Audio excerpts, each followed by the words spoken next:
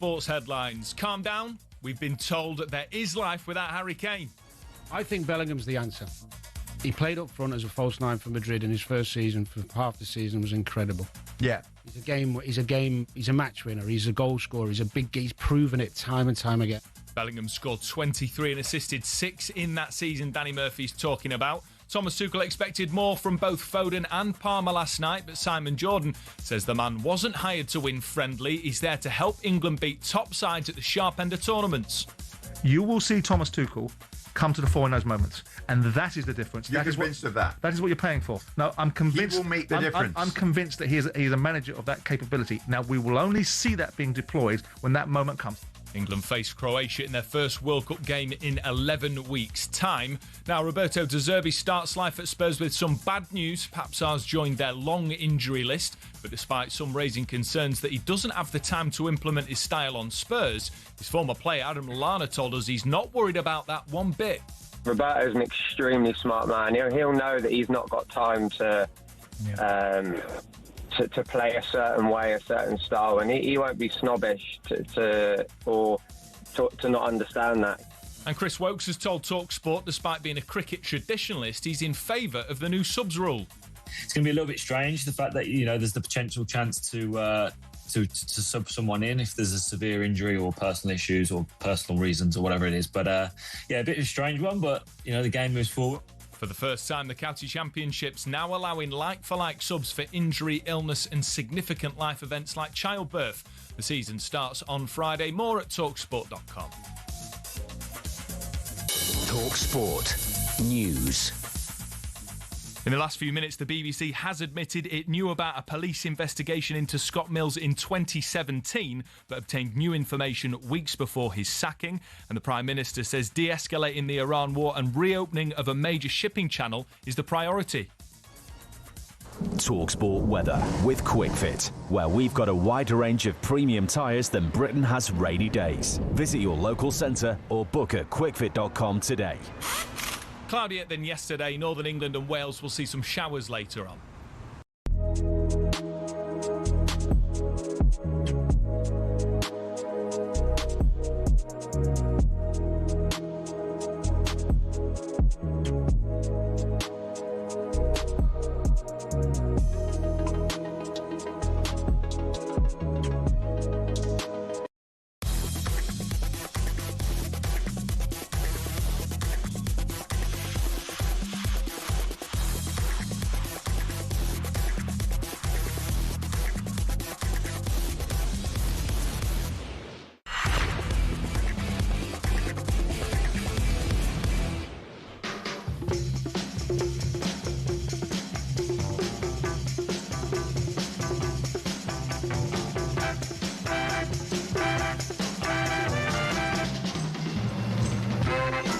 Hello, you're listening to Rushden and Baker on talkSPORT. Sitting in for Charlie today, one of the rising stars of broadcasting. He's raw, but once he gets a few air miles under his belt, he could go to the very top. It's Andy Jacobs. Oh, thank you for the opportunity, Max. My pleasure. Don't be nervous and just be yourself. What's coming up between now and 4? A former Spurs midfielder, Sandro, will come on and tell us whether Roberto Zerbi can keep them in the Premier League. We'll look back on Italy's defeat to Bosnia in the World Cup playoffs with Nicky Bandini. A bit of a shock. Go on. Stuart Pierce will reflect on England's defeat to Japan. Is it possible that we might end up not winning the World Cup? The brilliant Paul Watson will come on and talk about Iraq and DR Congo's qualification.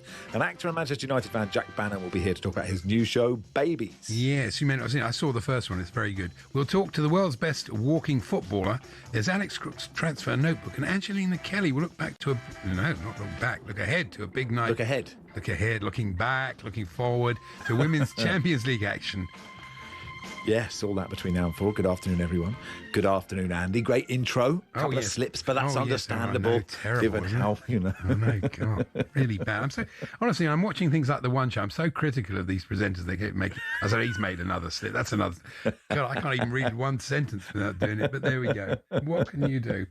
There's nothing you can do. You can only, all you can do is try your very best, Andy. And if it's no good, it all doesn't really matter at the end of it. Someone else will turn up and do a show. That's very and we'll true. just do the same again tomorrow. We're going to talk about England. It was a bit of a disaster. It was a friendly, but, Japan were great, weren't they? What a good team they are. Really good. Yeah, they are. And Barney Ronnie wrote a piece in The Guardian saying Japan play like Japan and England play like they're not sure. And we've never really been sure how England are meant to play. We're just terrified. And the only time England really looked like they played was proper last 10 minutes. Thomas Tuchel looked around and saw, what are the two biggest objects I have? Yeah. Harry Maguire and Dan Burn. Get them on, stick it in the mixer. And I don't hate that as a tactic. I mean, I don't think you should start with it. But I the don't first mind time finishing England with went long, they nearly scored. Anderson hit the bar, didn't he? You know, saved onto the bar. I don't know about you, but I think England were better under Gareth Southgate. I don't agree with Simon Jordan. I can't see what Thomas Tuchel is bringing to this party. To me, it's hard to remember a decent England performance against anybody that's any good. They lost to Senegal, who are a good side, and they lost to Japan, who are a good side. Yeah. So the idea that somehow England are suddenly, I know we had 4 players missing and all that stuff, and you know, and it's a funny time of year for our players, but there's nothing I've seen under him that makes me think, oh, blimey, we're going to win the World Cup. I'm like, golly, we all hope I'm wrong, obviously, but we'll see. I mean, there was that win in Serbia. I mean, Serbia were hopeless, but that was a really good performance. But, I mean, maybe. I mean, I don't know. I can't remember if England have ever won the World Cup. I don't think. If we have, we've never really talked about it, have we? We haven't really. But history would suggest we won't win the World Cup. I've said this already, but I've done the spreadsheet. I wanted to be the first idiot to but plot under our route to Gareth, the final. we did look like we could go far and almost got to the final, and you know, and had good tournaments. And do you want him back? Are you saying get him back? Get the handbrake back? Well, you know, I can't see the improvement. I mean, let's see. Anyway, it's too early to judge. Here's a good story you'll like, though. Okay. It's the boat race this weekend. You may have noticed. Oh, come on, Oxford. Yes, I suppose that's the thing. I was saying to the guys here that when we were young, when I was at school, people cared about the boat race. People go, "Well, you Oxford or Cambridge?" You think, I don't know why. Why should I care either? I'm never going to either with my level of education. Set yourself down, Andy. Well, it's true. Eric, you could do a mature course now, I'm sure. But I do live quite near about 50 yards from where the boats will go by on a how exciting. Saturday. Yeah, well, what we do is we watch the race on TV starting, and then we dash down, watch them go. Oh, yeah. It's Britain's worst spectator event. It's just pointless. It's just the best bit is the boats that follow them, really, and and the crowd. The crowd are very funny, very middle class crowd. But of course, news today that boat race fans are to be segregated. Apparently, like Oxford. What are they expecting? Some sort of football hoolie fights? Well, back in, I don't like to talk about where I studied, Andy, because no one really believes I know me. But I mean, that was a serious firm. That was, you know, the Keble College firm. We went around with knuckle dusters. Did you have like the card? You've been visited. Exactly. There was me, snooker balls in a sock, going around to any Cambridge graduate I could find and smacking them in the face. It's about time. I mean, it is. How is it still a major event? It's ridiculous. It's ridiculous. And aren't all the people, I may be wrong now, but when I was there, all the people in the boat were just doing land. They were all like enormous. It was like the rugby team and the rowers. They just found some 8-foot Americans and said, "Oh, just pretend you're studying geography. No one will ask you." It was like 7 of them and Dan Snow. And then they rowed about a bit and wore funny blazers. And everyone else just thought, what are you doing? No, it's true. I'm trying to find this bit because there's a bit about Channel 4's coverage because BBC have let it go on radio. Times Radio are doing it. And are they? Well, may I change my opinion on the network? I think it's a fantastic event, and I can't wait for it. No, we've got to be honest about it. But so look, some people like it, I suppose. But I can't find this bit where it basically says what Channel 4 are going to do. It's Claire Balding, it's Adi Adipotan, and I think Dr. Hannah Fry is on the start line for some reason that I could not possibly work out. It's basically classic Channel 4. It's basically everything except the actual race. It's a shame we've got to show it. That's coverage, I think. Well, you know. Well, I mean, what can you say about? I mean, here's the thing, Andy. Have you ever met an interesting rower? Well, I met Sir Stephen Redgrave. Okay. Me and Paul took part in this. We've talked about this on the show before. We took part in a charity event. It was me, Sir Stephen and Paul, and we were one team. We were up against various other people. And were you rowing? Rowing. It was a rowing machine. Yeah, we weren't on the water, obviously. I see. So it's a rowing machine thing. And were you the cocks? Surely you were. Were you sitting on the end of a rowing machine? No, we were aware that 1, 2, 1, 2. Sir Stephen in the team, we were going to have to put a bit of an effort in. So we tried our best, but obviously it was quite pathetic. Okay. But Sir Stephen, he basically he rode himself into a sort of coma. I've never seen anything like it. It doesn't actually matter, mate. It's only for charity. It's a good thing. The charity's going to benefit anyway. He really put it in. He was so competitive. So me and Paul felt quite bad that we let him down. But there you go. So I have. I mean, it's not a surprise that he was competitive at rowing, is it? Not really. I mean, no. that is sort of. He's really, if he's well known for anything, to Stephen Redgrave, it's really putting it in while he rows. Another thing that caught my eye this morning. We're going to talk about football and everything later. But there's a scam on top of Everest now, designed to fleece climbers. So what happens is people get to base camp, and then the Sherpas and all those, they're basically sort of giving them bicarbonate of soda in their food, making them feel ill at altitude. Then they have to get a helicopter to take them down, and it's like a sort of scam, basically. They'll benefit out of this. I was thinking, blimey, why are people still climbing Everest? I'd have banned it after Sir Edmund Hillary. I can't see the point. It's done. What's the point if you do it? I can't see the point. It's like it's not something that's worth achieving, is it? Other people have done it. I can't see it myself. So. I mean, that is bleak, though, isn't it? If you got all the way to base camp, I know, and then someone says, "Have this special tea," and it makes it feel sick enough anyway. Really, wouldn't expect that to happen, would you? But no, but have you seen the queues on it? I mean, sometimes it looks like the M4. I know, like it's ridiculous. And the There's rubbish, just so the amount many of people on it. I don't know why they don't put some litter bins out. Well, do you know the Japanese team, the Japanese fans? They what they need to do is that. Do you think it's getting performative now? Like what used to be good, but now they have to do it. I reckon there are some Japan fans who just want to leave some rubbish around. Know. My, my son's married to a Japanese woman, and my grandchildren are, Anglo-Japanese, and they were at the game last night. Very sweet. They loved it. And of course, they would. Good. I'm sure they did. Played really well. But I think that is in their nature to do that. No, it is. Yeah, I was being facetious, Sandy. No, I know. Well, I think it's a nice thing, really. Did you spot any April Fools? I only could see two. One in The Guardian, which was about coffee. It was about... Okay, good. I'm a big fan of The Guardian. Yes. What's happened? Archaeologists have discovered evidence of Britain's love of coffee may have begun hundreds of years before the first cafes began to appear in London and Oxford in the 1650s, and it goes on. And you think, well, this is a probability until you read the US author of A History of Coffee, Mackie Arto. You think, well, that's it then, isn't it? And the other one The other one was in The Star. It's about, I think, is it Greggs or somebody are doing Dalek bread, which is a kind of garlic bread that can't climb stairs. Is that it? Is it garlic bread that can't climb staircases? No. Doctor Who lovers can now buy Dalek bread, an edible replica of the iconic TV villain. Supermarket Iceland says it can exterminate hunger. Priced at £10 and serving 12, the butter and parsley coated Dalek-shaped bread can be oven cooked in 20 minutes. It's a good one. They've mocked up the whole thing of it. It turned out it's probably true. It was it was one Saturday, and it was April the 1st, and me and Charlie did one, which was quite good, where we said that management had been in touch and they liked the show, but they wanted us to do more football phone-ins. So we were going to do who's the bigger club, Manchester United or Manchester City. And then I had to say why I thought Manchester City were a bigger club than Man United, and we had to launch the phone-in. And people did call, and I was like, it really made me die inside to have to do that as a real phone-in.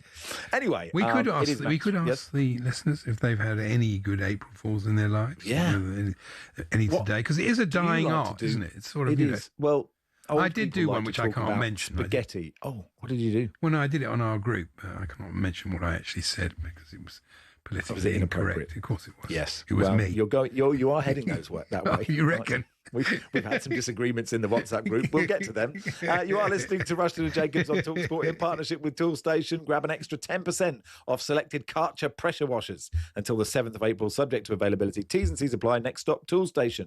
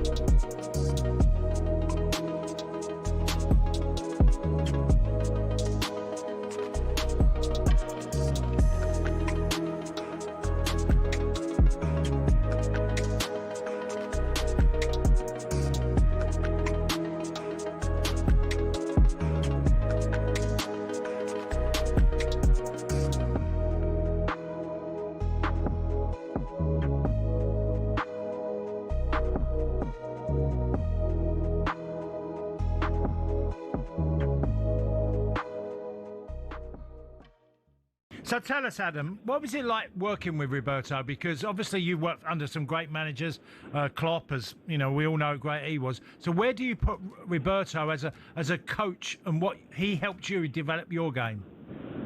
Right up there with the top. I always compared him with Jurgen. Actually, probably just the passion that they both possess for the game. I think kind of tactically and game model wise, they're completely different. But in terms of like love and passion for football, they're exactly the same. Adam, was an interest. I've got to read you a quote, if I may, from your teammate back in the day, Lewis Dunk, in 2023. He said this about Zerbi, and I quote: "Since the new coach arrived, I see football in a completely different way." He said, "But the initial transition was carnage and confusion." So I get it totally. It maybe took a little bit of time for him to get his message over. The one worrying thing for Tottenham fans, he doesn't have a lot of time to get that over, though. No, I think listen, Roberto's an extremely smart man. He'll know that he's not got time to play a certain way, a certain style, and he won't be snobbish to not understand that. He knows he's got to go in there, motivate a group of men, and luckily for Roberto, he might not know that, but he's one of the most inspirational managers people there is, in my opinion.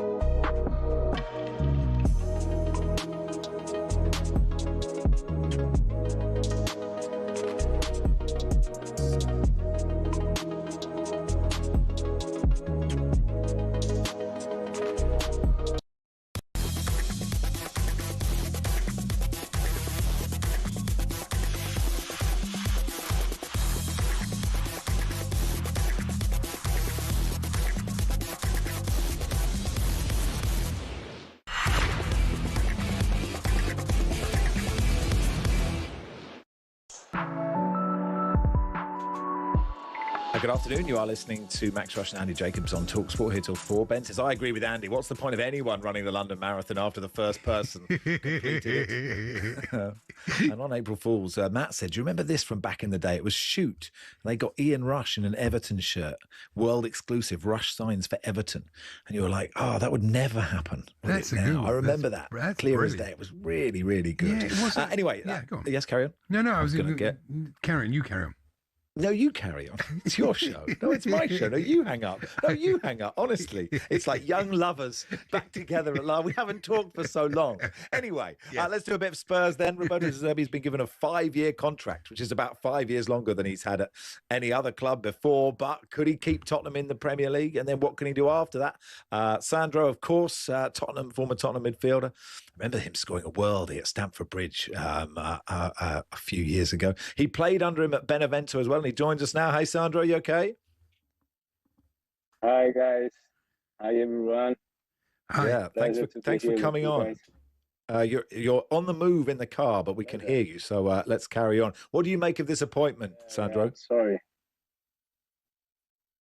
Yeah, to be fair, I always was waiting for this moment because I know the Zerbi, I know the manager that he is, and I think he suits with our style, Tottenham style. So I'm very happy, and I wish all the best to De Zerbi, because I think he can deliver amazing job going forward, and I'm pleased to see him at the club. Adam Lallana was on our breakfast show this morning. He also worked with him and said that he's just within 5 minutes he'd kind of won him over. Do you feel the same? I feel the same. I think in my first week working with him, I fell in love with the way he prepares the training session, the way he help the players to arrive in the game. He gave us everything that we needed just to express ourselves, and I think is a moment that I think the players need someone that's got the passion and the love. I think that Zerbi got that inside. He's a great man. He has a great heart, and I think can work for both sides. I mean, they're in a difficult position, Tottenham, and he doesn't have a lot of time, and he doesn't necessarily start brilliantly when he gets into a club. So it's going to be difficult for him to impose all the ideas that he has onto this team who have injuries and are really not very good at the moment. I think he has the experience to think in the short time, because of course he needs more time for him to put his game, his methodology. But he's clever enough to understand the situation, and I think he can deliver in the short terms as well, because like I said to you, because of the love that he got and the passion, and I think the players will feel the passion, and I hope as a supporter of Tottenham, I hope he can deliver, he can save, and he can work many years at Tottenham. Well, he knows the Premier League, so that gives him an advantage. But on the other hand, he is quite volatile, isn't he? And Tottenham, if they don't back him, I think then it's going to be like Conte all over again, you know, because he's one of these managers who knows what he wants. Yeah, and we need manage like that. We need someone that can push, can try to help the players to improve, and I think the most important thing is the style. His style the fans will like, the fans will be supporting him, and because they will see the improvement, and I'm hoping everything goes in the right way, because we needed someone like him. Yeah, well, it'll be interesting. We'll see. It will, yes. Do you think, finally, Sandro, if Tottenham do get relegated, do you think he'll stay, De Zerbi, and get them out of the Championship? I don't know what they spoke, but I'm sure that they did a good deal, and I think Tottenham did well to bring him in now, because in the end of the season will be very difficult, and I think Tottenham did well, like I said, to sign him now. Thank you so much for coming on, Sandro. Appreciate your time. Wherever you're off to do the big shop, I imagine. Sandro, thanks for coming on, pal. Take care, guys. Shawnee says, yeah, Sandro, multitasking by doing the Paris-Dakar rally while talking to us. His beard was incredibly dark, wasn't it? It puts mine to shame. I have to get some compared to both Grecian 2000, I think. Mine might be grayer than yours, which is a worry. Look, I mean, I know you want to say something about this. So. Well, I mean, on a footballing terms, I hope Sandro is right. I think it's mad. I think there's no evidence that this guy can come in for the 7 games. I think if it had been in the summer, I kind of understand it. But 5 years, like, he's got them over a barrel. He's the 3rd highest paid manager in the Premier League now, after Pep and Arteta. And I think that is, like, there's no evidence that he can turn this around quickly, right? So why not wait till the summer and know where you are, know what division you're in, and then you'll have a wider choice of managers, I think. And that is the footballing side of it. I think it's a mad decision. Yeah. But on the sort of moral aspect of it, and I know it's sort of complex, and the 4 of Tottenham fan groups have spoken up about it. And I think there is a context to this and how he's dealt with Mason Greenwood.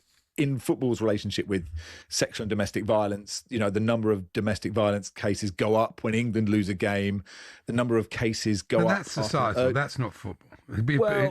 Because of a result of a game does not make it football's problem. That is a societal problem. Well, sure, but football is related. If there's an early kickoff, right, there's more domestic abuse later. So it's better for the policing at the game. They move kickoffs early. And there are a lot of footballers who are accused of sexual assault, like a lot of them are, and the conviction rate is so low. So the burden of proof for keeping a player at your club is much less than finding someone guilty in a court of law.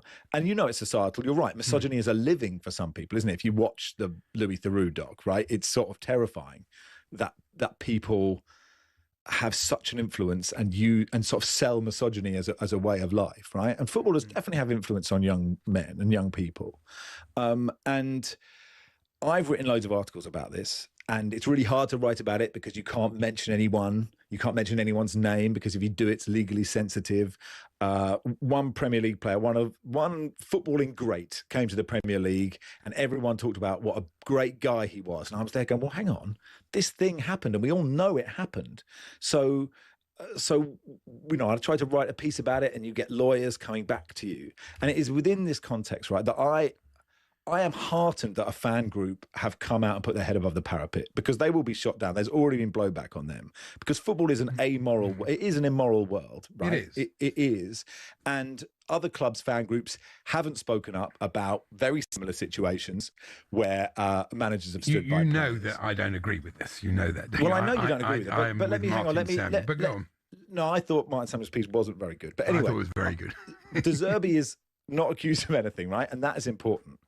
And he is not the only manager to stand by players accused of something so egregious. And there is hypocrisy with Tottenham because there are players past or present or both who are lauded or at the least supported who have been accused of domestic and sexual violence.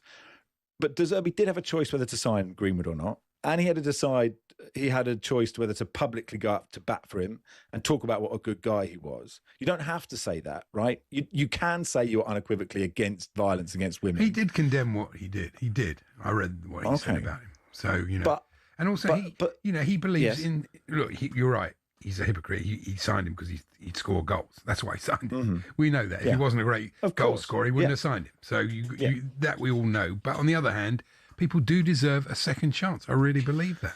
But and that is as a bleeding heart liberal, I believe in second chances. But if I was accused of those crimes, or you were, Andy, we wouldn't be doing this show.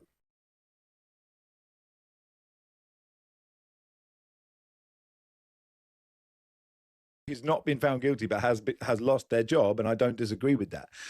So the burden of proof is so different if you're a player. You don't have to come out. You have a choice. You might, as a manager, have players in your squad that are accused of this. You don't have to come and say what they've been through is terrible. You don't have to do that. You don't have to say, you can come out and say, I believe, I support survivors of domestic abuse. I've done lots of work for Women's Aid, right? And it is complex. Domestic violence and sexual violence is really complicated. And until you hear those stories, if most of us haven't encountered it, right? As kids watching your mum go through it, or like, people haven't been on the end. Most people listening haven't been on the end of this kind of thing.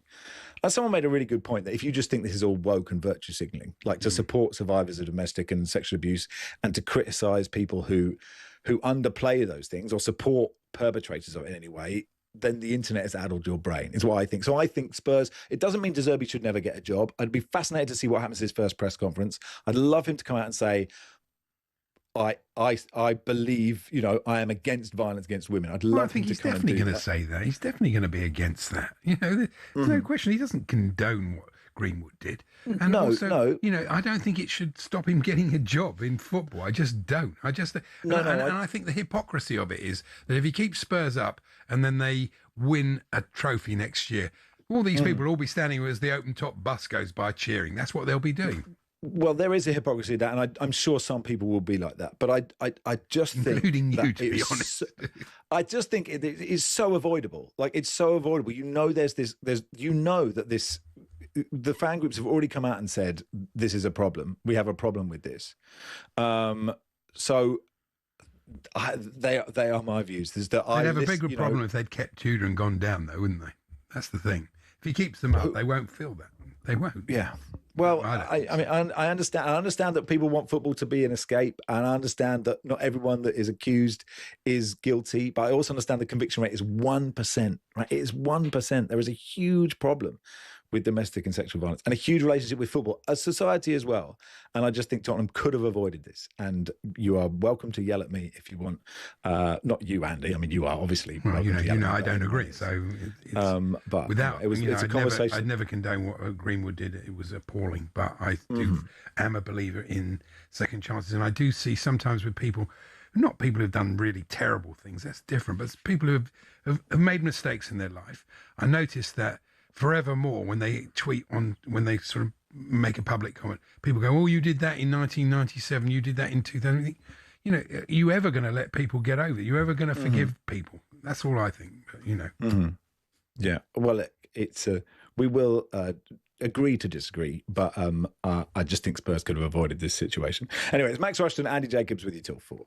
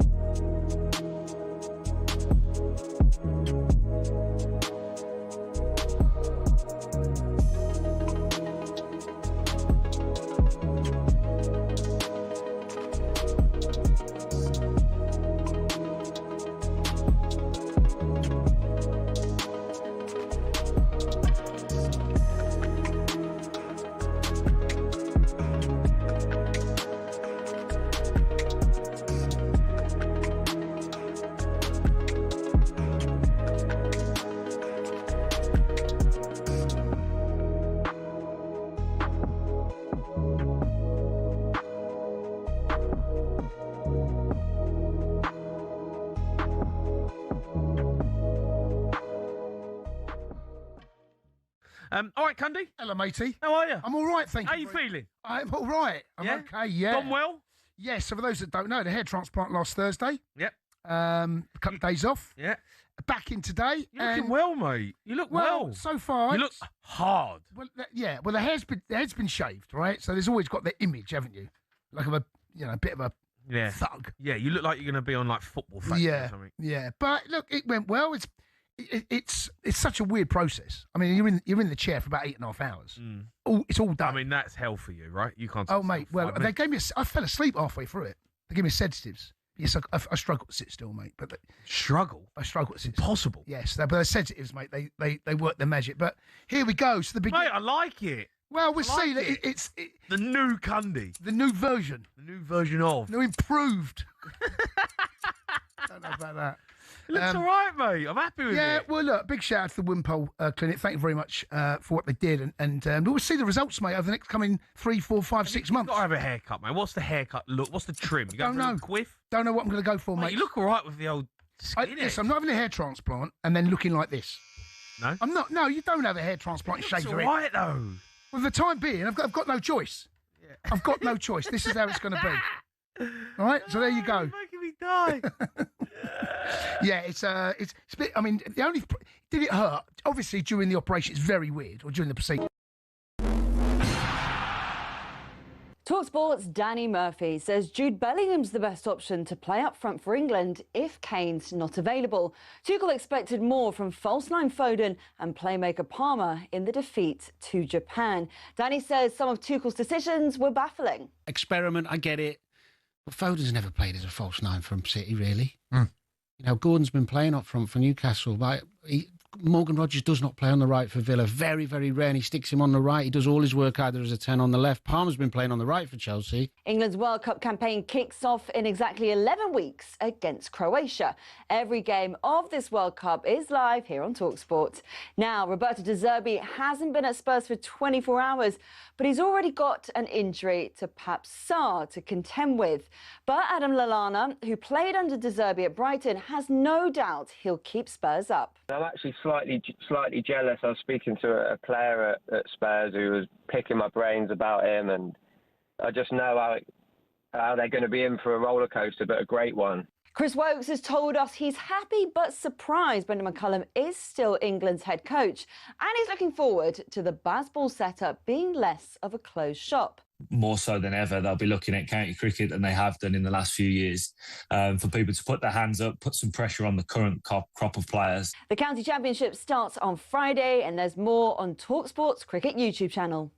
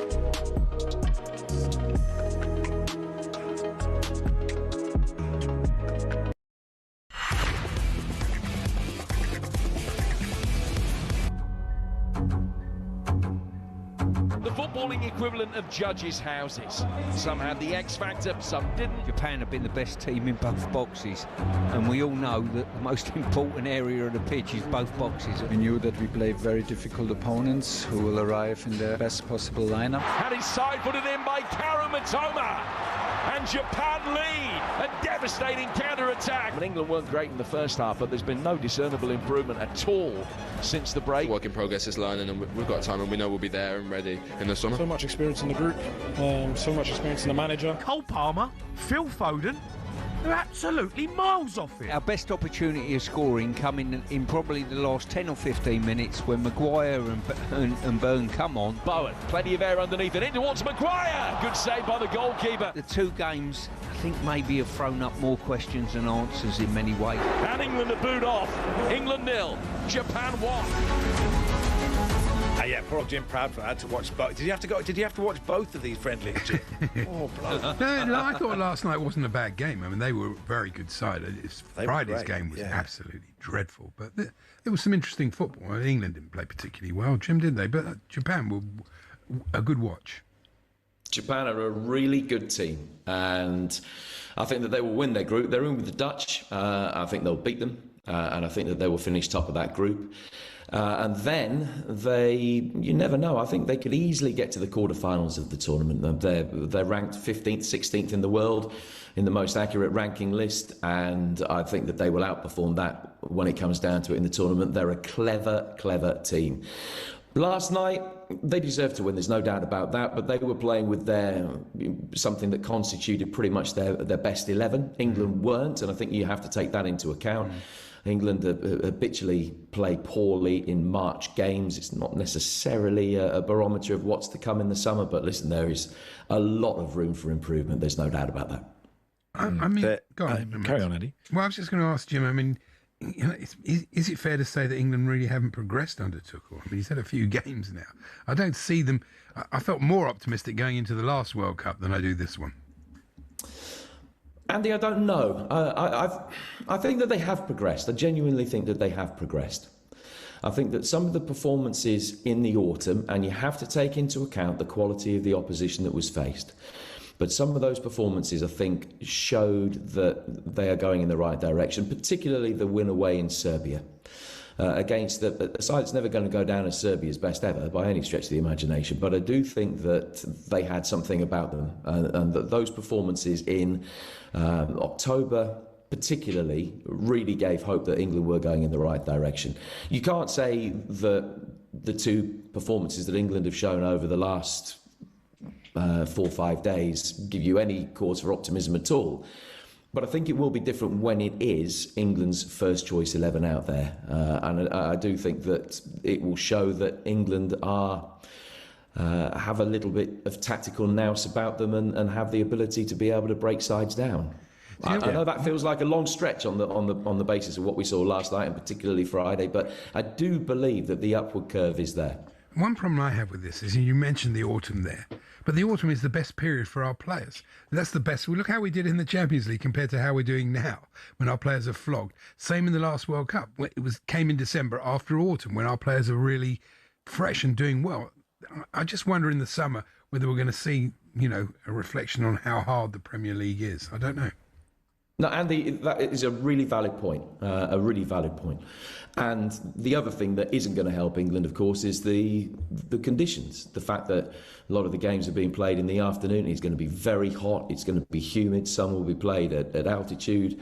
It's going to be difficult. And none of those factors are going to help England, whereas they might give a little bit of an advantage to some of the other teams. Not much necessarily, but it's certainly not going to help England. Those are valid points. But I wonder whether, when games are being played at a relatively slow tempo, as we expect that those in the World Cup will be, whether set pieces will come to the fore. And if they do, then you'd have to say that is likely to be a strong suit for England. So it might balance itself out that way. Yeah. Well, the strong suit for the last 10 minutes when Dan Burn and Harry Maguire are on. I mean, isn't but if it's 0-0 going into the last 10 minutes and you can get a set piece in the right place, then does it matter? No, of course it doesn't. I'm all for getting it launched, get John Beck in charge. I'm happy, but isn't it just, we all, look, and I'm as guilty of this as anyone else. You get close to the tournament, you forget that other countries play football, and the real truth of it is that England are quite good, but they're not that good. And they are sort of good quarter-final, lucky semi-final, unlikely to do any better than that. And we should go in with our expectations managed for the first time in our lives. Not going to happen. I think that there's a validity to that as well, Max. When it comes down to it, England aren't the ranked 1 in the world. They're ranked 4 at the moment, and they're ranked 4 with a tough draw. So if they get to the semi-finals, I think Thomas Tuchel has done well. If they get to the final, I think he's done exceptionally well. It's not going to be easy. It isn't going to be easy at all. And there is no God-given right to win it, as much as there is this perception around the rest of the world that us English think we have a God-given right to win it. That's not the reality of it. But what I will say is that I think that there are 5 or 6 teams that going into the tournament that have a genuine chance of winning it, varying chance of winning it, but could win it. And I do think that England are one of those. I'm not saying for one moment England will win the World Cup. But I think that of the 48 teams there, you can write 40-something of them off before a ball is kicked. I don't think you can write England off before a ball has been kicked, although there are others with obvious better chances. Well, we can actually edit what you've just said there to just that sentence where you said England will win the World Cup and just play that bit out in the news. That's what we'll probably do. So you can in the middle of July when they have done. Yeah, that's absolutely the fine. FA have got a problem, though. If England go out in the last 16... giving Tuchel a new contract, I think it was mad. They've already made this mistake with Capello. I can't believe they've made the same mistake. It's going to look bad, isn't it, if England don't do well in the World Cup? I think there's a world this bloke's contract. A world of difference, though, Andy, between Capello's approach to the job and Thomas Tuchel's. As an England fan, I feel much happier with Tuchel at the helm than I ever did with Capello. I don't know what you think. No, I agree with that. I mean, Capello's straight. I don't think he really ever wanted the job. He said he didn't behave as if he wanted it. That's funny to give it to someone who didn't want it, that job. Anyway, Jim, well done for sitting through those 2 games. And we'll chat to you anon and certainly hear you a lot at the World Cup. Cheers, Jim. Thanks, Jim. Yeah, thank you, guys. Chin up. We could be Italian. We could. Yeah, that's very absolutely true. Right. And we will do that next. Yeah, yes, poor Nicky Bandini. I thought it was funny during the match, you wouldn't have seen this, but Sam Matterface was commentating for ITV. He was going, And we've got Brazil, Croatia at 1 o'clock. Do join us. I think unless I'm going to keep Max's hours, I'm definitely not watching that one. No chance. I've told this before, but I once had to do the announcement for England, getting to host the 2018 World Cup. And we did it at City Hall, and it was about -5 degrees. And it was me and Charlotte Jackson and Peter Crouch and David Ginola for some reason saying, look, we're here and we're going to announce that England have got the World Cup in 2018. And then obviously it went through that Russia had got it. And then then the director in my ear just sort of said, we're going to announce 2022 in about 20 minutes. Can you just fill for 20 minutes? I was like, it was so cold. Like, literally, that's the hardest work I've ever had to do. Didn't keep anyone there. It was absolutely freezing. Anyway, for a full England camp debrief, make sure you tune into the latest episode of the talkSPORT Daily podcast. Stuart Pierce, Adrian Durham, Jim Proudfoot select their starting 11s for the World Cup opener against Croatia, available on all podcast platforms now. And he mentioned Italy, and Nicky Bandini, Italian football expert, will join us in a second.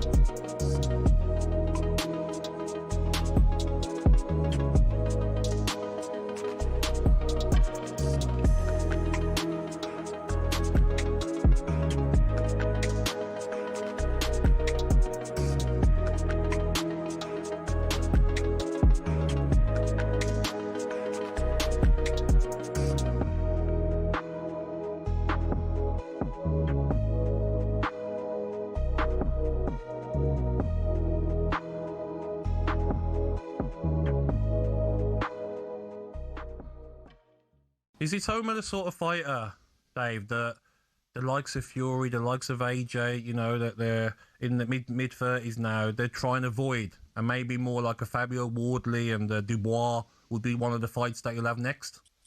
Yeah, Joshua and Fury won't go near him. He's too young, too fresh, too fast. Their best days have gone. So the Itoma, realistically, he's looking at Dubois, Wardley winner. I don't think the Wardley winner. I think if Wardley wins, I don't think he'll box him because they're in the same gym. Dubois may, but Caballel, Itoma's gonna have to fight one of them guys. He's not gonna get one of the old guard that's on the way out. He's gonna have to box one of the real, main men, which is Caballel. So it's interesting, and then he's gonna be around for another 15 years, hopefully. So there's going to be people we're not even heard of yet that are going to come and have a go at him. Is that the danger with heavyweights like him, to be so strong and powerful but quick as well? Yeah, it's the speed. All heavyweights can punch. For me personally, I've never been put over in a fight, never been down and out. That's because I can see him coming. The danger of the time is you don't really see him coming. He's that fast. He throws a lovely right hook off the back of a left hand to the body, and no one sees it coming. That's what Franklin does well. Franklin doesn't get hit properly. That's why he's never been over. All his great chin talk for me is nonsense. There's no great chins. Anyone gets hit properly.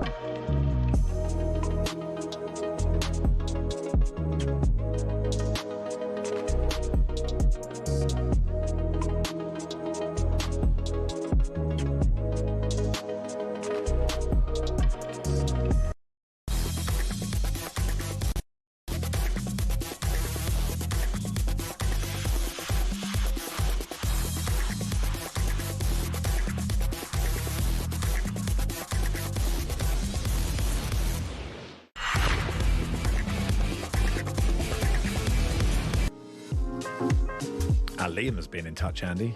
Oh, yes. He writes, "Who's this clown who hates his country? Never heard such desperation for England to lose. Absolute woke loser." Do you think he's referring to you or me I or think Jim? it could be me. No, I think it might be me. Probably me. I've never I been think we all want described. England I've been to win. described as a loser, but not a woke loser. Well, welcome. Yeah, it's great. A man of your age to be described as woke, you should be very proud. I think he may be having a go at me. Anyway, let's do some Italy. Lost on penalties to Bosnia last night. Italian football expert Nicky Bandini joins us. Hey, Nicky. I don't know about woke losers, but definitely loser over here with Italy, I'm afraid. Right, it is. Yeah. It's bad, isn't it? How are you? Third World Cup. I mean, how are you feeling, Nicky? Yeah, sad. It's odd. I've been obviously talking and writing about it a lot today, and I feel like, for me at least, my feeling and the feeling I'm getting from consuming some of the Italian media as well, it's almost sad that it's reached a point where it's not a shock anymore. It's just this sad thing that's become accepted, that Italian football has declined, that Italy no longer go to World Cups. And I think some of that is definitely exaggerated. You and I were obviously talking on the Guardian's podcast this morning, Max, about I still think this team has talent in it. I don't think that the talent can be the excuse for failing all the time. But the reality is it's going to be 12 years of World Cups without Italy in them. And that's a whole generation of players not playing in them and of fans not getting to watch them in those tournaments. I didn't see the game, Nicky, because it was pay-per-view and I was watching England. But I'm reading Kevin Hatchard here, and he says, Donnarumma waves everyone forward, then barely reaches the halfway line with his goal kick, leading to a red card for Bastoni. What a shambles. So I don't know what happened there, but that sounded like a bit of an odd incident as well. And costly. Yeah, I think Kevin's being a bit absolving Bastoni of responsibility a bit there. I do think Donnarumma, despite making some great saves, his distribution is his weakness. That's not new to us. We know that's an issue of his. And perhaps his distribution was part of what happened on the Bastoni red card. But at the end of the day, Italy were winning the game 1-0. Bastoni did have Calafiori tracking inside him and frankly just should not commit to a challenge that he knows is going to get him sent off. It was a cynical challenge bringing down Mehmet, which there could only be one outcome for, which is a red card for denying a goal scoring opportunity. In that situation, knowing that your goalkeeper is a good shot stopper, you're surely better off letting the chance happen, even if it means a shot on goal and risking 1-1 than putting your team down a player. So yes, Donnarumma might be not free from blaming it, but I think putting it mostly on his shoulders rather than Bastoni's. To me, I'm going to disagree with Kevin on that one, even though Kevin is a great reporter. And it must a silly challenge. It must affect TV figures in Italy for the World Cup. I can't imagine the interest is that great without them being there. It definitely does. I couldn't give you numbers because, of course, firstly, because I don't have them to hand, but secondly, because we'd now be comparing apples with oranges, given that it has been 12 years and TV viewing has changed so much in that time. But without question, it has a real commercial impact on the TV channels, obviously, with their advertising, but actually on bars, restaurants, the places that people would congregate in public in Italy to watch games. It has a genuine knock-on impact. And I'm certain also for the Italian diaspora as well in America, which is a significant one in terms of the football watching public over there as well. Yeah, and there were moments in this game, wasn't there? You know, they go one up. Bosnia were better, right? But they go one up, and then Moise Kean, who scores a brilliant goal, has a great chance, which he creates himself. So you can't really be too harsh on him. But he is one-on-one, although he's done all that work. So it's not just quite like it was on a plate for him. He put it on his own plate. But if he scores that, you feel that's the tie. Yeah, I think certainly no one should be pointing the finger at Moise Kean as the number one person deserving of blame, given that he's scored in all of Italy's last 6 games, also scored in the semi-final of the playoffs against Northern Ireland, scored the opening goal here, which was a fantastic one. He should do better with that opportunity. As you say, he created it himself. He was the one who intercepted the pass from Mehmet and ran beyond the defence, but a tiny bit more composure might have helped him. Perhaps looking at the replay, the pitch didn't help him as well. It did look like it sat up for a little second just before he hit it. But I do think it's a reminder that these stories, because we tell this overarching story about how Italy haven't been to 3 World Cups and it becomes self-fulfilling, it becomes inevitable. But all of them have these moments in them. All of them have these moments, whether it's Moise Kean failing to score that chance, whether it's Bastoni getting himself sent off when he could just not, or go back 4 years ago and the loss to North Macedonia. It was North Macedonia's practically I think it was one of literally 2 shots in the entire game that they took against 30 that Italy had. Italy's finishing you don't absolve them of that either. Could have been better, but it was a bit of a freak goal. And even before that, if you go back to Italy's actual qualifying campaign in 2022, they failed to beat Switzerland both times because Jorginho failed to score penalties, home and away in their qualifying group. And if he scores either of those penalties, they don't go to a playoff, they go through to the World Cup, and the whole of history is told differently. So all of these events you can tell another way, but the real way is the one that happened, which is that the chance wasn't taken and Italy aren't going there. What do the Italian FA rather, plan to do about this? I mean, how many root and branch inquiries can you have? It's a great question. It's one I'm actually writing about right now in a piece for The Guardian. But you can go all the way back to actually before they started to fail to qualify for these World Cups. If you go back to 2010, when Italy went out in the group stage, when they failed to even win a game in a group featuring Paraguay, Slovakia and New Zealand. And that was already this big national disgrace because at the time, not qualifying wasn't even a conversation on the radar. And after that, Arrigo Sacchi gets brought in to oversee the youth system. Roberto Baggio gets hired to this technical director role at the Italian Football Federation. And both of them are promising this great reform, this great overhaul. And Sacchi achieved some things with the youth team, certainly. And some of that has borne some fruit. In the last couple of years, they've won an under-17 European Championship, an under-19 European Championship. There is some slow progress that gets made. But Baggio actually was, with a group of 50 collaborators, put together this document, this 900-page proposal, 900 pages of how to transform the whole structure of how talent was nurtured and developed in Italy. And as he described it, it was basically left to sit on someone's desk for a year, at which point he said, well, I'm going to quit because I'm just sat here on the sofa and I've no interest in doing that. So listen, I don't know, because we never saw the results of it, whether Roberto Baggio actually had the answers. There's no reason to presume that just because he was a great footballer that he knew all the ways to fix Italian football. But what you do get from that is this sense of how long Italian football has known that things needed to change. And while, yes, some things have changed, has not changed them nearly fast enough. And for me, that goes to not just the national team, it goes to the situation at club level as well, when you talk about how many, the vast majority still of clubs, professional clubs in Italy, not playing in stadiums that they own, playing in stadiums that are outdated, playing in situations that, again, in many cases, they've talked about for literal decades, oh, we're going to buy this stadium, we're going to renovate it, and it hasn't happened for all sorts of reasons, bureaucracy, politics, money, but still, the point is the rate of change. It comes, for instance, we could say Milan and Inter have bought their stadium now. They're going to have a new one, hopefully, by 2031. But think of how slowly that's happening when you compare it to Premier League clubs, to La Liga clubs, to the competition across Europe. It's just so painfully slow. And I think that goes at club level and it goes at an international level as well.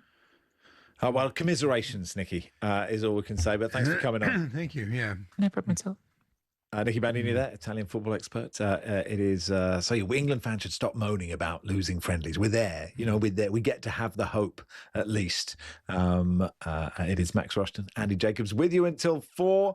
After the news, I will sit back and say, Andy, what have you got? And we'll pull out some vignettes from the Daily Star. And we'll do that in just a second.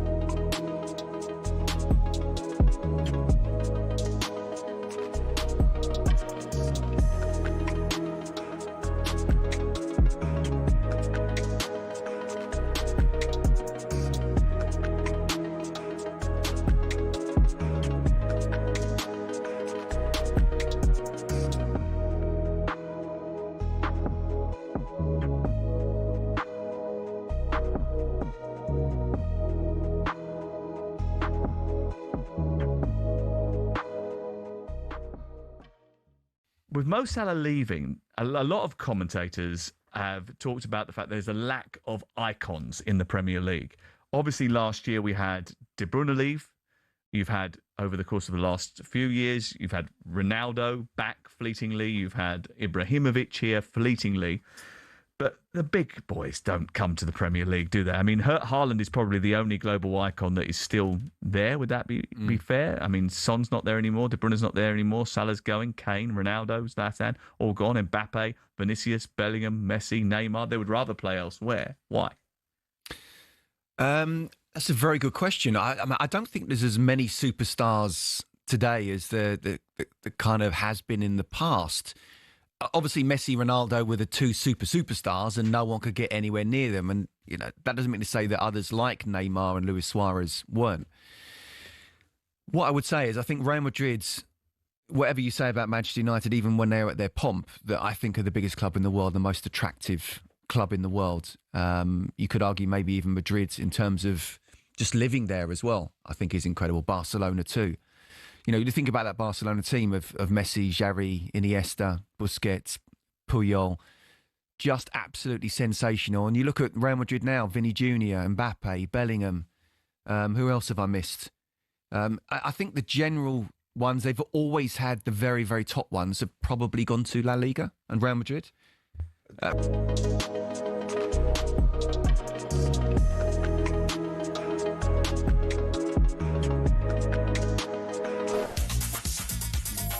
Good afternoon. You are listening to Max Rushden Andy Jacobs with you on talkSPORT. In the next hour, we will talk to the best walking footballer in the world, and we'll speak to Jack Bannon, actor and Manchester United fan, on his new show Babies. Right now, just gone to, here's Max Scott with the sport.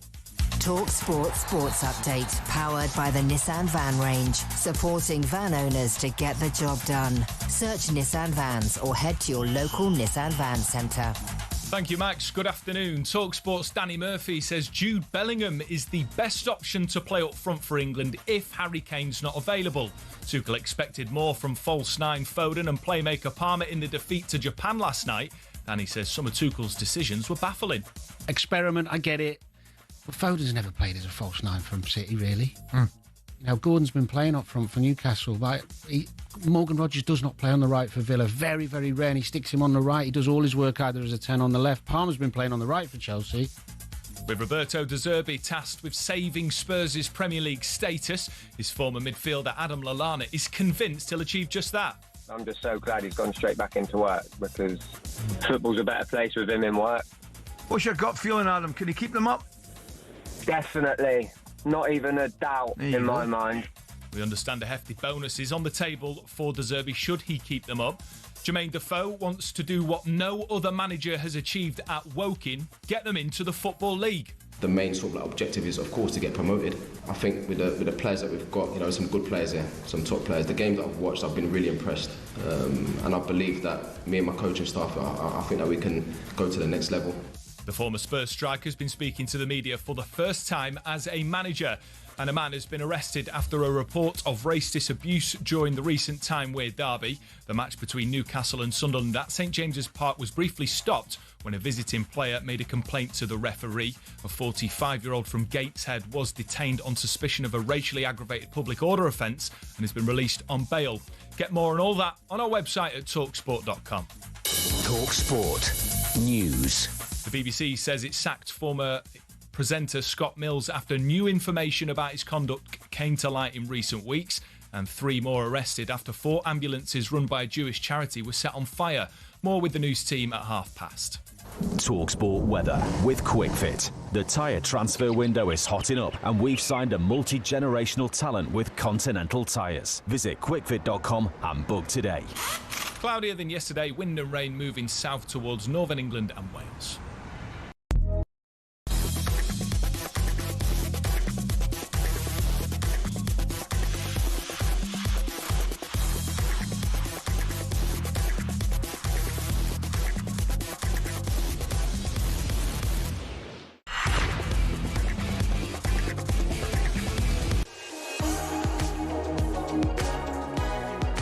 Good afternoon. You are listening to Max Rushden Andy Jacobs with you until 4. It's the time of the show where you sit back and say, Andy, what have you got? Well, amaze us. Oh, yes, that's a difficult thing to do, but I'll try my best. Now, this is a brilliant text in the Star today. I love this. Okay. You think to themselves, surely you've listened to the news, but they didn't. They published this. Spurs should appoint Harry Redknapp as manager for the relegation scrap. He's a winner. You think, what, today? Yeah. Have you not noticed? It's a very good point. It's a good point they make. Well done. And one of my favourite things, of course, is Reader's Trousers. Do love an advert for Reader's Trousers. Oh, yeah. Yeah. So I don't know how many pairs of trousers you buy, or whether you choose to buy them from a newspaper advert. I don't buy I've never a lot bought of trousers. I've never bought trousers from a newspaper advert. I'm pretty rare on trousers. I mean, I don't talk buy a lot more living in tops than Australia. trousers, don't you? Do you? I tend to shop at charity shops in a bid to save them, because I'm such a woke. There we are. I bought this for about $7 in a shop, and I don't. The weather's not. I don't wear trousers very often. I mean, I do wear shorts. I don't just walk around in underpants. But yeah, I just don't. I bought some new trousers for Cheltenham. Okay. Blue how cords, nice. and they were nice. Well, I thought. What do they set you back? A How lot much of are you money. spending on your blue Far cords? too much. They were £150. well in that envelope. More? No. In the £150 envelope. Well, they for were some blue Japanese. They were from okay. fashion All right. company. £130? No, you were right the first time, but let's move on. Okay. It's Look too at you. You're embarrassing. doing well, aren't you? Look at this. £150 some cords. Just for Cheltenham. Did you throw them or did you burn them at the end of Cheltenham? Is that what happened? did, yeah, absolutely. Anyway, these are for the formal everyday trouser with style. good. You see, that's a contradiction for me. It's either formal or it's everyday. It can't be both. Unless, of course, you're, a High Court judge. Or an undertaker. Then that is formal every day. Yes, undertaker. Yeah. The Undertaker. Maybe the wrestler, to bring it back to sport loosely. Therefore, the Undertaker. And this particular company are renowned for designing comfortable clothing. Oh, good. I was hoping to buy something really uncomfortable. It's brilliant, isn't it? And what does it say here? This super style is perfect for everyday trips to the shops, restaurants and pubs when you need to show the world a smarter you. So you're not in these trousers, you won't be, but there we go. but it is great to walk into the pub and say, I just needed to show the world I like your trousers, Alan. Oh, that's good. Yes, well, I wanted to show the world a smarter me. Here they are. My name's not Alan. Scott says, typical lefty, I hope you don't use toilet roll. I mean, for goodness sake. Oh, well, never mind. Just trying to make the world a sustainable place. Stop having a go at me, Scott. I use toilet roll, but I reuse it the next day, of course, Scott. What do you think I am? I just dropped my notes. I've never Have done you dropped that your before. notes? It's okay. Don't worry, you drop your notes. Do No, fill for a okay, couple of seconds while I get them off the floor. Andy has to take his headphones off and he has to bend down, which is not easy for a man of his age, but quite easy for a man of his stature. He almost fell over getting back on his chair. Can you hear me? Can you hear me, Andy? No, There I we go. can. This is good fun. That was lovely good. stuff. I tripped over my Really own enjoyed book, it. which is a bit unfortunate. That was some live sport. That was some live Andy Jacobs picking things up. That's what it's got to now. And at 2:15, Andy will bend down and pick something up. Have you found your notes again? I have, or do you want to go back to my notes from 2019? We can do mine. I do love a frivolous lawsuit. And Okay. This one's a classic. This is Taylor Swift has been sued by a Las Vegas performer over her album, The Life of a Showgirl. Marin Wade, who you've never heard of, and neither have I haven't, alleged the album would be confused with her show, Confessions of a Showgirl. Come on, stop trying it on. No one's going to confuse the two of you, are they? Let's be honest. It's a relation of Virginia Wade, to bring it back to sport, I hope. It could be. Possible. Well, who knows? And Billie Eilish does not know how the price of many household items and thought a box of cereal. Now, she may now know, because this is when I moved to Australia and I took all the cuttings that Andy Jacobs told me to do. How much does Billie Eilish in 2021 think a box of cereal cost? Billie Eilish, box of cereal, 2021. She's got a few bob, hasn't she? She's probably a bit like me. She's been out of touch. £4.50. She is. The one thing I would have thought is, one thing about Billie Eilish is she's a bit like Andy Jacobs. It says it here, Billie Eilish, a bit like Andy Jacobs. She thought a box of cereal cost £25. Did she? She said, I don't know what things cost. I tried to order one box and was like, oh, yeah, sure, it's $35, £25. I bought 70 boxes. She bought 70 boxes of Fruit Loops. There we are. I think she's been conned. Maybe she's still going with them. We should find out. Sorry, Andy, back to you. No, that's fine. It was good, actually. Talking of food, There's a piece this morning in the Times about social media is how Gen Z get their cooking recipes. So yeah. So, and I don't get that, because when I was on TikTok, there were loads of recipes, like very, very quick, but you can't follow it. When you actually want to go and cook you need a recipe book, you need a cookbook, because you need to go back to it, sort of, and I don't. And other people, apparently, they use ChatGPT to decide what to cook. So they'll say, in my fridge, I've got an onion, a celery, some tin of tomatoes. We can keep that in the fridge, wouldn't you? And a piece of chicken. And then they'll tell you what to do. Instead of actually thinking to yourself, what should I make, or should I look at a cookbook? They do it this way, which is interesting. Well, in many ways, Ready, Steady, Cook. That's how AI began. It was Ready, Steady, Cook and Ainsley Harry taking a red pepper. It was. Yeah. I've never logged into AI. Without wanting to sound like an old person, I've never logged into AI. So I'm, it's one of those things that in 20 years I'll go, I should have really thought of that. But I quite like making like little AI films and all that. I made one yesterday about that I put on my Instagram. Oh, good. I'll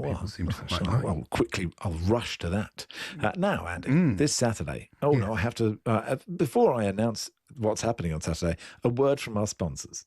Big fight build-up on talkSPORT with DAZN. Watch Derek Chisora versus Deontay Wilder this Saturday, only on DAZN. Buy now at DAZN.com. This Saturday, Andy, an icon will fall as Derek Chisora collides with the bronze bomber, Deontay Wilder. Let's look ahead to the big fight now with DAZN. Chisora has been speaking to talkSPORT pundit Gareth A. Davis on the Fight Night Daily podcast, and he was asked why this fight with Wilder will be his last. In life, when your relationship is running out of time, you try to fight for it, but it's done. You, as a man, you just know. Why is it the right fight with Deontay, the last one, then? Is it because you're both at 50, you're both iconic figures? Because he's an American. I only boxed 2 Americans in my life. Malik Scott, Gerald Washington, and Deontay Wilder now. And he's a big puncher, and he's never boxed in London. So why not? You're going to knock him out? I want to knock him out. But, Deontay's a stubborn man. Very stubborn. You can hit him with anything, but you're going to keep getting up, so we'll see. Do you think you might beat up Simon Jordan this week as well on the way there, or not?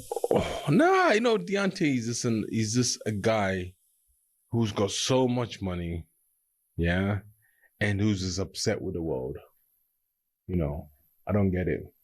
You got all this money, you're happy, your kids are beautiful, but he's just upset with the world. He thinks the world has done him something wrong. But I'm just trying to figure out what's the world done something wrong to him, so, and I think Tyson Fury is in PTSD. Well, there we go. It's quite deep. There we go. Who do you think is going to win this big punch-up? I think Derek's going to win. They were both 50. I didn't realise. I know. It did sound like you're both 50. I think 50. 50 fights, I think they made. They're not 50. Oh, right. I'm not a boxing expert. Yeah. I mean, I was watching the clip thinking, well, he could pass for 50, I guess. So it's not a compliment. Deontay's got a few bobbers there. He could afford those trousers if he wanted them. Could he? Well, maybe he'll wear them into the ring. Because perfect for restaurants, pub, and your fight with 50-year-olds, Derek Chisora. That would be good. I want to ask you a question. Oh, go on. Yes. Oh, yes. No, do the business. Do the business first. Oh, do the business. Okay. Ladies and gentlemen, I'm going to do my business. That was a look ahead to Chisora versus Wilder with DAZN. Don't forget, you can watch it live this Saturday, only on DAZN. Buy now at DAZN.com. Big fight build-up on talkSPORT with DAZN. Watch Derek Chisora versus Deontay Wilder this Saturday, only on DAZN. Buy now at DAZN.com.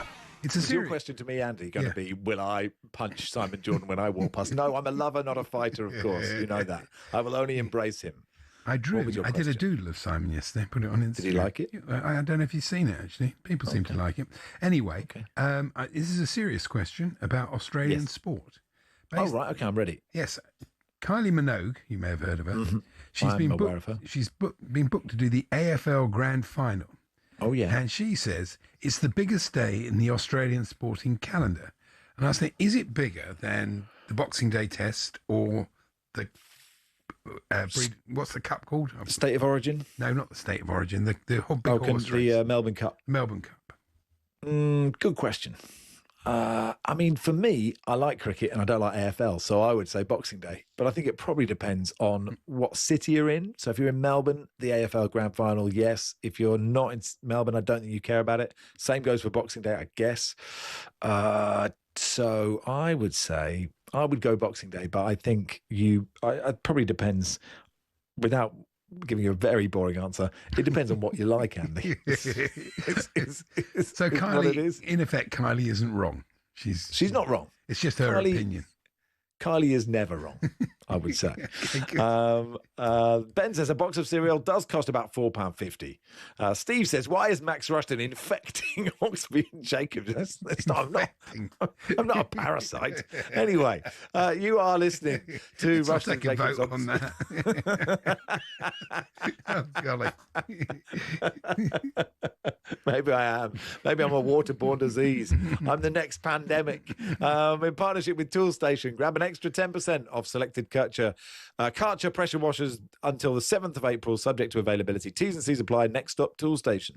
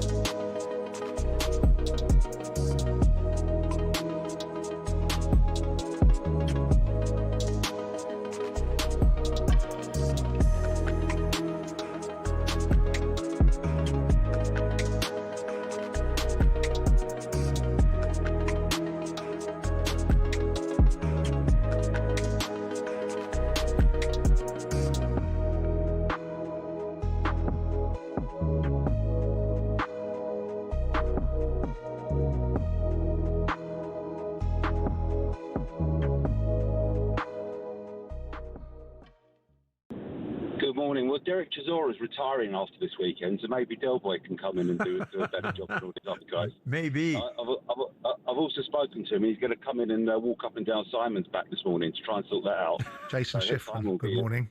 Good morning. Good morning, Simon. How are you? I'm well, thank you. Good. Well, I wish you back better anyway. Thank you, mate. My view is that I think that we need to bring a manager in that's going to sign a contract so the players believe that manager is going to be there next season. I don't think it's a great look when you sign these managers up and they're only signed temporarily, because then all of a sudden the players don't seem to have the same respect for that manager, because they're thinking, well, he's not going to be here in a few weeks. Do I think that this guy can come in and do a job? I certainly hope so. I think the fans are behind the players at the moment. I think I saw an amazing atmosphere, even though we lost 3-0. And I just think this is still the team that got 4 points out of City this season. So the players in that squad that are capable of winning games, but we do need a manager that's capable of getting the best out of them. Yeah, I mean you're on your final chance, are you not, Jason? It's critical now.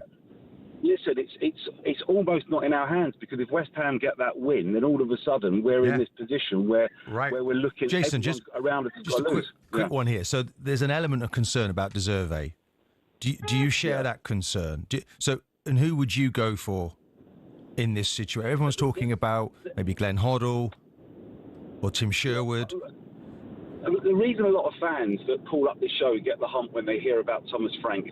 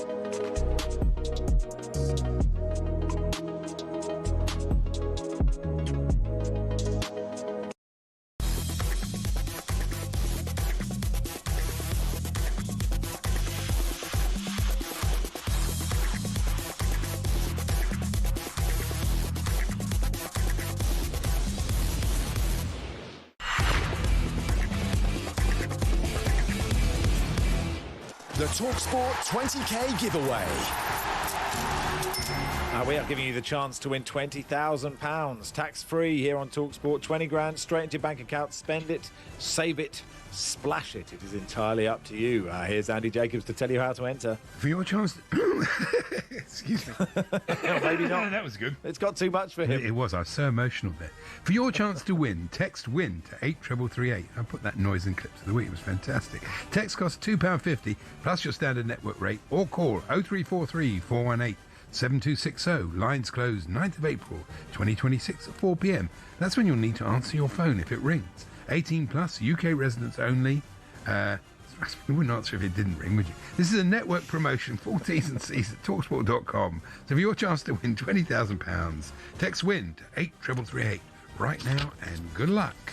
All right, let's talk to a man who's been crowned World Player of the Year in walking football, has captained England to 3 major trophies. His name is Spencer Prattton, and he joins us now. Hi, Spencer.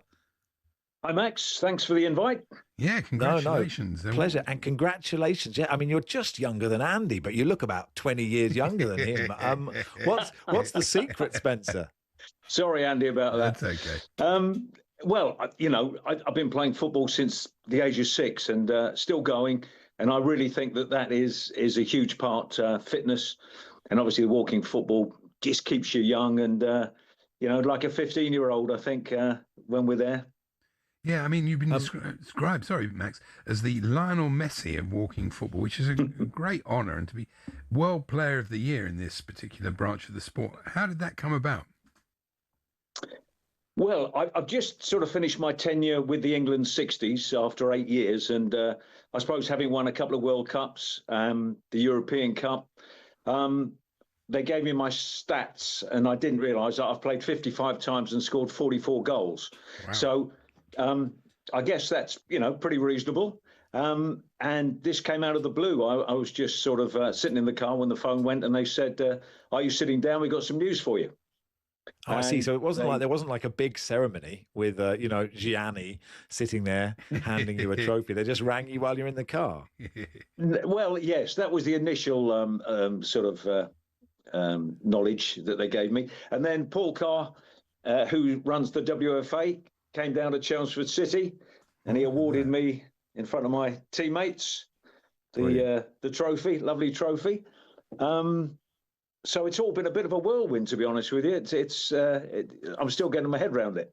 Spencer showing us his trophy there, but I just want to ask you, what level of 11-a-side did you play at? Because you must have been a decent player when you played that sort of... I played semi-pro. I had a spell at West Ham as a kid.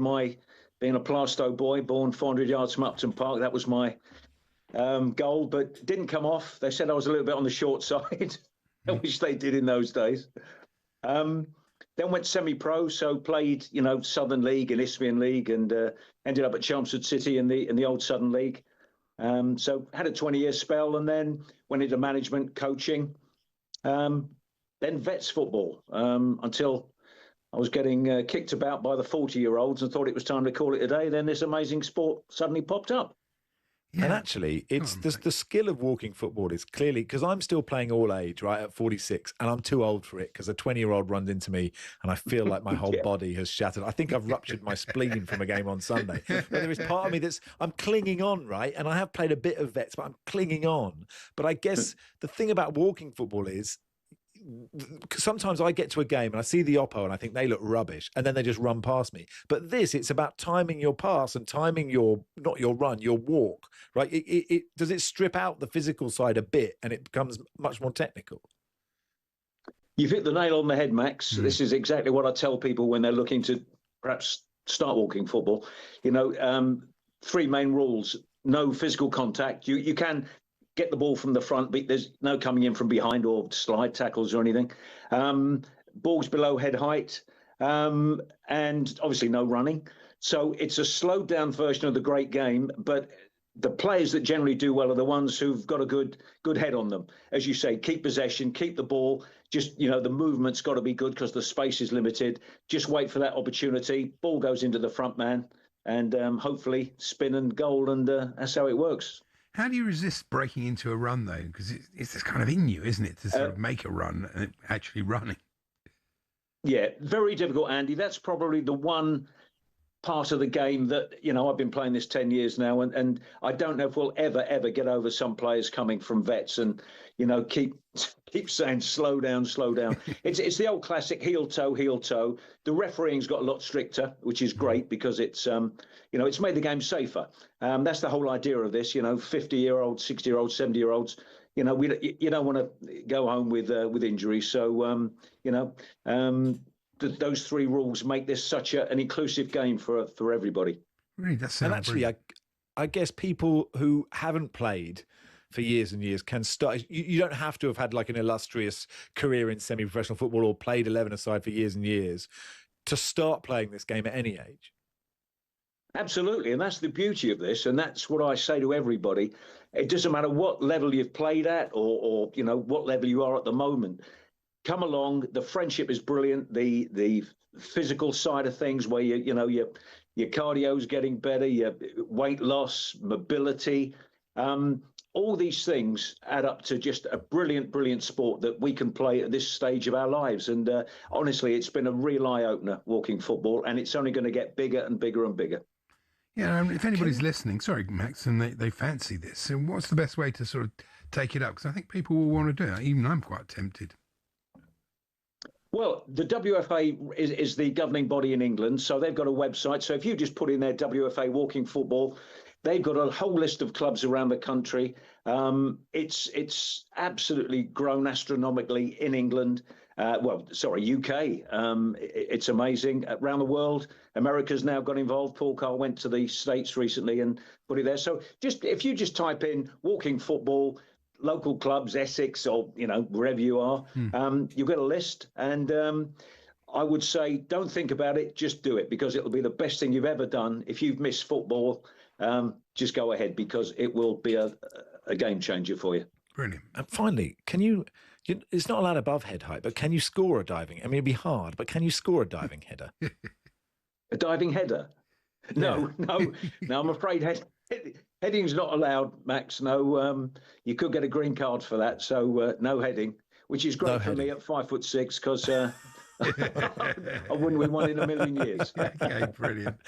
Look, thanks for coming on, Spencer. Congratulations, Spencer. Yeah, lovely to chat to you. Thank you very much indeed. Thanks for the opportunity. Great. Spencer Prattton there, World Player of the Year, captain England to 3 major trophies. He makes it sound good, though, doesn't he? He really, Yeah, I've got a mate who's my age, or maybe younger, who started playing that and just says, actually, it's a real workout. Like, it's not just, it's not just as I read an article that he was quoting. It's not old men just falling over. Like, it's technically really good, but it is a proper workout as well.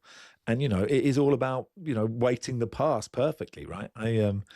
Given how my body feels 3 days after playing in a game of 11-a-side where we got hammered 4-0 by the Brunswick Zebras, it could be for me.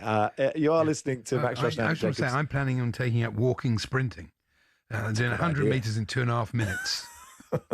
If it was on when the Olympics were on, Andy, I would watch it. Then we find out he's absolutely full of steroids. Andy Jacobs, the enhanced walking games.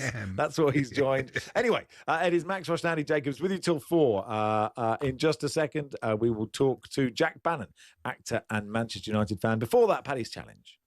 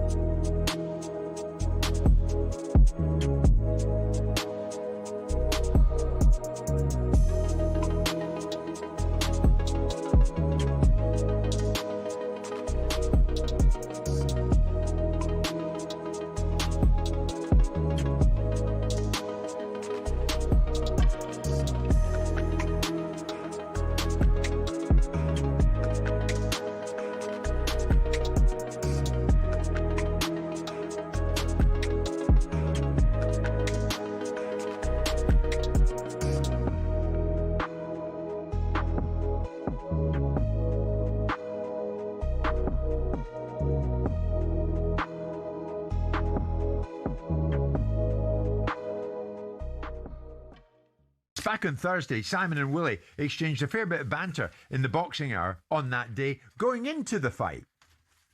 I said I think you're going to get beat, is what I said, Willie. Is that what you said? I did, yeah. I did. I'm happy to eat crow. Simon, have you ever boxed a day in your life? No, I haven't, no. You should have no comment on boxing whatsoever. You should leave it to the boxers. We will see. Because you've never had a fight in your life. We will see. And when you have an opinion on something in life that you've never done, we can have a conversation about that as well. The only thing you can box, Simon, listen to me. The only thing you can box is box in Tesco's shopping centre. Well, that's what you can box. Willie, if you lose that fight, you'll probably be working in there. You shouldn't give any. Hey, but I've got plenty. Good. I don't need to well, go let's anywhere. see you win. I don't do this for the money. I do it for peace. Good, fantastic, good. So when we see on Monday, if you've won, you'll be able to say all this. But don't lose, Willie, now. Don't lose. Whatever you do, don't lose. But Simon, if you've never boxed a day in your life, and you've never felt a punch in your face, you should have no comment to boxing. I'm not allowed an opinion. In your life. I'm not allowed an opinion. opinion. Forget about this. I'm not You're allowed not an opinion. An opinion because you've never boxed. Okay. You don't know. All right. Well, hopefully my opinion will mean you nothing. Keep to the football. But if I'm wrong, if I'm right, Willie, you are going to eat some crow, buddy. Well, he didn't need to eat anything because the scores were wide, 99, 91, 98, 92, 98, 92. So, Willie, you got out of that shift at Tesco on Sunday. Well done. Good morning. Definitely. I got out of it nice and clear. Thank God I don't need to work in Tesco's no more. And we're on to the next one.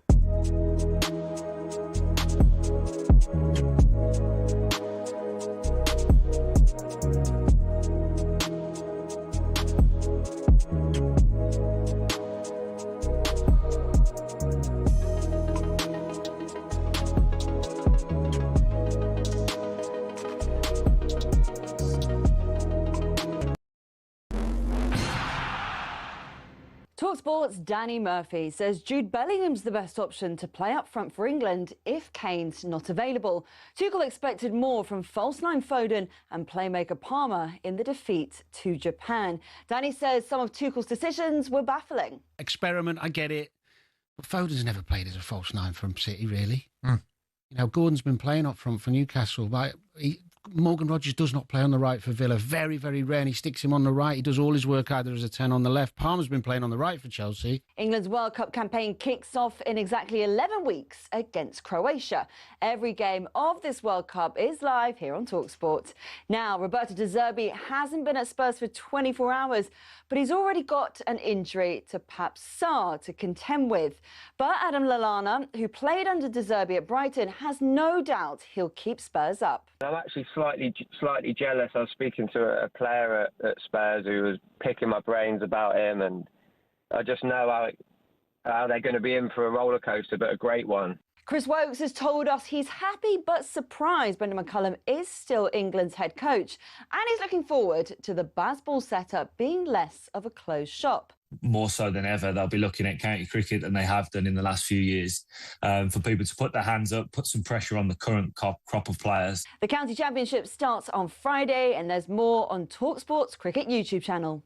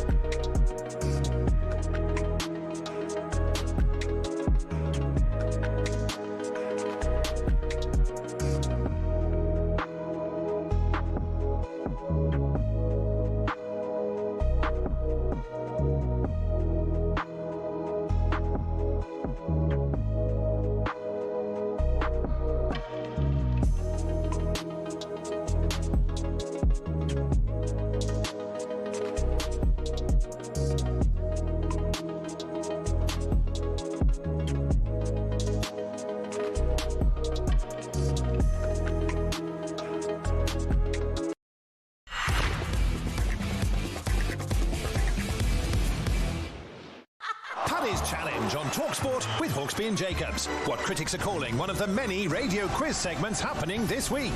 Paddy Power. 18 plus BeGambleAware.org. I wasn't lying about my spleen, Andy. I was almost tempted to really hurt. I got a knock in the game. So I'm broadcasting through incredible pain here, Andy. You should be. No, it's appreciated. The listeners appreciate you. Yeah, well, I hope they do. I mean, not all of them do. That man who said I Well, was that's infecting you, he's not appreciating this. He's replied again. He can't keep him away. 50p a text for all your insults. Anyway, time now for Paddy's Challenge, our quiz for charity, in association with our friends and official betting partner, Paddy Power. In Paddy's Challenge, we put our knowledge of the wonderful world of sport to the test with the chance of raising money for our nominated charities. I'm playing for the Sporting Memories Network. Charlie, Andy representing Charlie, raising funds for the Rowcroft Hospice, helping to manage proceedings, is our guest quizmaster, Ben Fletcher. Hello, Fletch. Good afternoon, gents. In Paddy's Challenge, you'll each be asked 3 multiple-choice questions posed by the voice of Paddy Power, Alistair McGowan. The winner will be the player that scores the most points. In the event of a tie, you'll both win the chance to raise some cash for your charities. Last time we played, Charlie won and backed Rochdale to beat Scunthorpe in the National League last week. On the day, though, a bit of a shock, 2-2 draw, so no win there. Let's see if we can raise some more cash for your charities this week. The virtual coin toss has taken place off-air. It has determined that Andy will be going first on this occasion. So, good luck. Tension bed. There we go. Here comes your first question, Andy Jacobs. Thank you. Chelsea beat Aston Villa in a 7-goal thriller to move up to second in the Women's Super League last weekend. Who scored the late winner for the Blues? A. Sioka Nuskin. B. Lauren James. Or C. Sam Kerr? Nuskins. Correct. 1 point to Max. Oh, 1 point to me. Brilliant. Thank you so much. 1 point. done. 1 point to Andy. Goal. Yeah, exactly. Imagine that. A historic Come on, first in the McGowan, Paddy get a Power quiz. grip. Victory keeps Chelsea's extremely slim He's in title the other hopes room. alive. You should have known that. And keeps Champions League qualification in their own hands. 1 point to Andy. There we go. And just to confirm, we haven't got a point rescinded for Max, have we? Maybe Fine. Maybe Alistair McGowan could do that. You're not paying Alistair enough for these live updates. Clearly not. We need more insulting texts at 50p a go, don't we? Hey, Max, here comes your first question. Okay. Yep. Spurs manager Igor Tudor has left the club after only 44 days in charge, with a 14.3% win rate. Since 2014, which former Tottenham manager has the best win rate? A. Jose Mourinho. B. Ange Postecoglou. Or C. Ryan Mason in his first spell in charge in 2021. It's quite tricky, isn't it? I mean, it's got to be C, because otherwise he wouldn't be in it, is what I would say. Good one. Well done. Absolutely right. Mason was in charge for 7 games. He achieved a win percentage of 57.1%. The runner-up with 54.3%, Maurizio Pochettino. Okay. So there we go. One apiece. Andy, it comes back to you. In Rugby's Super League, whose last remaining 100% record fell last weekend? A. Warrington Wolves. B. Leeds Rhinos. Or C. Wigan Warriors? I don't know this. I'm just going to guess Leeds Rhinos. Oof. I'm afraid it was Warrington Wolves. Micah Sivo scored his 3rd hat-trick in 5 games as Leeds Rhinos beat Warrington Wolves to end Super League's last remaining 100% record. I miss rugby league, man. Remember him? Oh, I do, That's yes, the guy tremendous. Whatever became of him, I wonder. He works for somebody else now. He does. He was cancelled. Anyway, he were cancelled. He probably was. Max, here comes your second question. An opportunity to take a 2-1 lead. Okay. In the Women's Super League last weekend, which England international scored a hat-trick to help her team move into 2nd place? A. Beth Mead. B. Alessia Russo. Or C. Ella Toone? Alessia Russo. Yeah. Absolutely correct. Gunners manager René Slagers said it's called a clean hat-trick in Holland as all 3 goals came in the first half. Clean hat-trick. Never heard of that. Never heard of that. No. One for the pub quiz later on, if you still get invited to those. So, Andy, the best that you can hope for now is to split the pot. You have to get this right or Max wins. Here comes your third Good luck, Andy. and final question. Yes. Queen's Park Rangers recently thrashed Portsmouth 6-1 in the Championship. But how many touches did QPR have in their opposition's penalty area during the whole match? A. 6. B. 16. Or C. 26. Honestly, who do you think I am? Tony Incenzo? For goodness sake. On Max's theory, 6 seems so unlikely, I'll go with 6. It's got to be. Pick that one out. Absolutely right. 6 touches in the opposition area, 6 goals scored. Queen's Park Rangers completing clinical finishing, it would appear. That's an interesting statistic. I don't find that many of them that interesting, but I was interested by that. Fletch. I agree with you. Well, you're most welcome. I'll take credit for that. And if you don't like it, complaints at talksport.co.uk for our friends on the 10th floor. So, Max, you're in the position where you, worst case scenario, you'll split the pot, but you have an opportunity to shoot for goal and win. Here comes your third and final question. Good luck. Mohamed Salah recently announced his departure from Liverpool. How many Premier League golden boots will Salah leave with? A, 4, B, 3, or C, 5? Oh, I thought it was 2. So that means... Me too. Well, I'll go for 3 then. Oh, dear, oh, dear. Oh, dear. The correct answer, according to the small print, is 4. The Premier League's top scorer in 17-18 and 24-25, and shared the award in 18-19 and 21-22. He matches the record set by Thierry Henry. So... 2-2. It's a draw. It is 2-2. A draw. Paddy's giving both of you a £10 free bet. Nice. It just remains for me to ask, what are you going to go for? Andy Jacobs first. The Champions League game between Arsenal and Chelsea tonight. Both teams to score. Both teams to score. And you, Max? I'll go for Cambridge to beat Swindon tomorrow. Well, we shall see how you get on and reveal the winners next week. Thank you so much. Thank you, Fletch. That was the challenge in the book. Thanks to our friends at Paddy Power. 18+, begambleaware.org. Paddy's Challenge on talkSPORT with Paddy Power. 18+, begambleaware.org. Oh, well, what an exciting draw that was, wasn't it? Yeah. I thought you played very well. Thank you very much. I appreciate your compliments. No, that's okay. I haven't done that for a while because I swapped with Charlie, so we always used to do that one. Fletcher's changed his style, though. He used to have this burn your bridges style where he'd attack everybody on the management floor, but I think someone's had a word with him. Yes, he's on his last warning. I think he might be. Anyway, it's Max and Andy with you until 4. Jack Bannon, actor and Man United fan, will join us in just a second.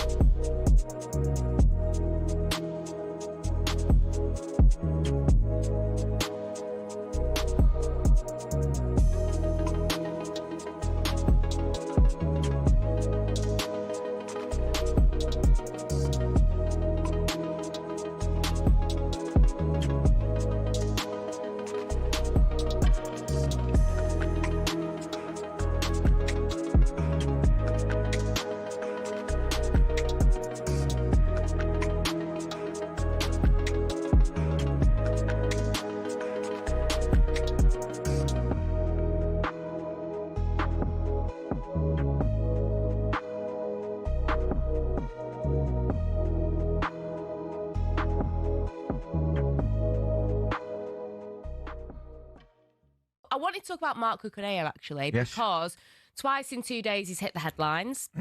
He was talking about saying that it would be so difficult to turn down Barcelona if they called, but he's now criticised the sacking of former manager Enzo Maresca and the club's transfer policy. On the sacking, he said, the moment Enzo Maresca left, it had a big impact on us. If you asked me, I would not have made this decision. Not positive if you're Liam Rosenior reading that, is it? I don't know what's going on at Chelsea, my former club. There's a few players now, isn't there? Cole Palmer's been linked to a move. We've got Cucurella, obviously Enzo Fernandez with Real Madrid. Well, let's get it right, okay? And Ali, jump in on this. You've been a manager. One of your Rangers players, is quite vocal about he'd love a move and the previous manager was better than you. How are you going to react to that? Oh, he's getting the curly finger. Yeah, come here, you. Office. Oh, he's getting the curly finger. I need a word with you. Sit down there. It's got it. Wouldn't do it, would you? No. I think it's disrespectful. Absolutely. Right. I think it's disrespectful. I really do. I mean, you don't want the manager coming out and saying, right, I'm going to get rid of him straight away when I come in. That you can't have it that way either. There has to be a mutual respect, right? Yeah. Now, I don't know how the questions came about. It happens all the time. Yeah. Particularly in international breaks, right? Yeah, they go away and they exactly. And he's maybe sat down at a press conference and been talking about the game, and then somebody's went, right, bang, have some of this. And they're not, I'm saying they're not smart enough. They should just go, look, I'm here in international duty. I don't want to be talking about Chelsea. I'll talk about my national.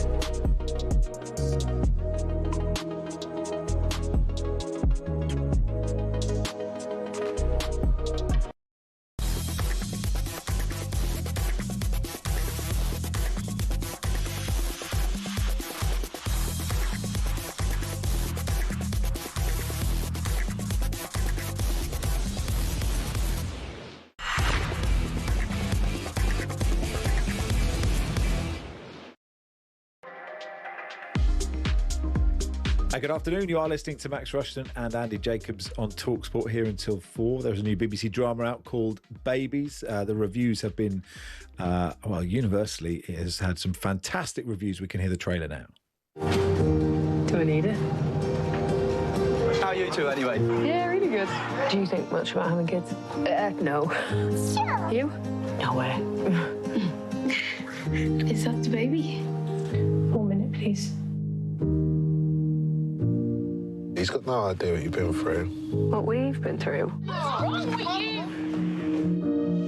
This isn't going to change us. I feel like we should start trying again. Really pleased to say one of the stars of it, Jack Bannon, Manchester United fan as well, joins us in the studio. Hey, Jack, how are you? Very well. How are you? Yeah, good. Thanks so much for coming in. Andy, you watched the first episode yesterday, didn't you? Yeah, I've seen it. I really, really enjoyed it, Jack. Your character, you played Dave. Yeah. Who I describe for our audience as a bit of a Mr. Bantz. He's sort of best friends of the main male character, isn't he? Yeah. And would it be fair to say it's kind of about the two relationships and that they sort of come together? Because you have a relationship with somebody and it's quite a strange one. Yeah. Yeah, the series follows Lisa and Stephen, played by Papa and Siobhan, that was seen in the trailer there. And they're trying to have a baby, and we meet them just after their first miscarriage, and it's about how they cope with that. And I play Stephen's friend, Dave, who is a bit of a joker. He's got a child from a previous relationship, and he's got this new girlfriend who's a bit older than him. She's got a bit of cash, and he's sort of up for showing her off a bit. Yeah, she's very reluctant at first, though, isn't she? Yeah. And then when you finally do meet in the first, it's quite an uncomfortable evening, isn't it? Yeah, well, I think Dave thinks it's going quite well, and it's not. And you say that sort of when you go further into the series, like the second episode, it all kind of makes sense, the relationship between the four people. Yeah, the BBC have been screening it on Mondays and Tuesdays, sort of in three lots of two. And in episode 2 we see, which was on yesterday, we see a bit more of the relationship sort of taking hold. Yeah, and it's an interesting subject matter, isn't it? That basically nobody talked about for years and years, and sort of only in the last 5, 10, maybe 15 years, people have started talking about fertility and not being able to have children or having children, and the complexities of all your friends having them when you can't have them. And there'll be people listening now who are going through this at the moment. Yeah, absolutely. I think it's something that affects us all, whether directly or not. You know, you'll all know somebody that it's happened to, and we usually deal with it in silence behind closed doors, I think. So for it to be a central storyline in a TV drama, we're hoping that it will help a lot of people. Yeah, it's interesting because there's a great contrast between the couple who are desperate to have children and the people who have got children, and you think and all that brings and what chaos it is. But of course you'd swap that because you want that, even though at times as a parent you think, oh, that's a bit much. But there is that going on, isn't there, in the whole thing? Yeah, there's lots, and between the two male characters particularly, they struggle to communicate. You know, there's a lot in there about masculinity and what it means to be a man and a father. There's relationship. My character has a relationship, obviously, with his father. So there's relationships up and down the sort of family tree, as it were. Yeah. And I'm always very conscious of spending my life complaining about having a 4-year-old and a 1-year-old, because I am, Jack, absolutely exhausted.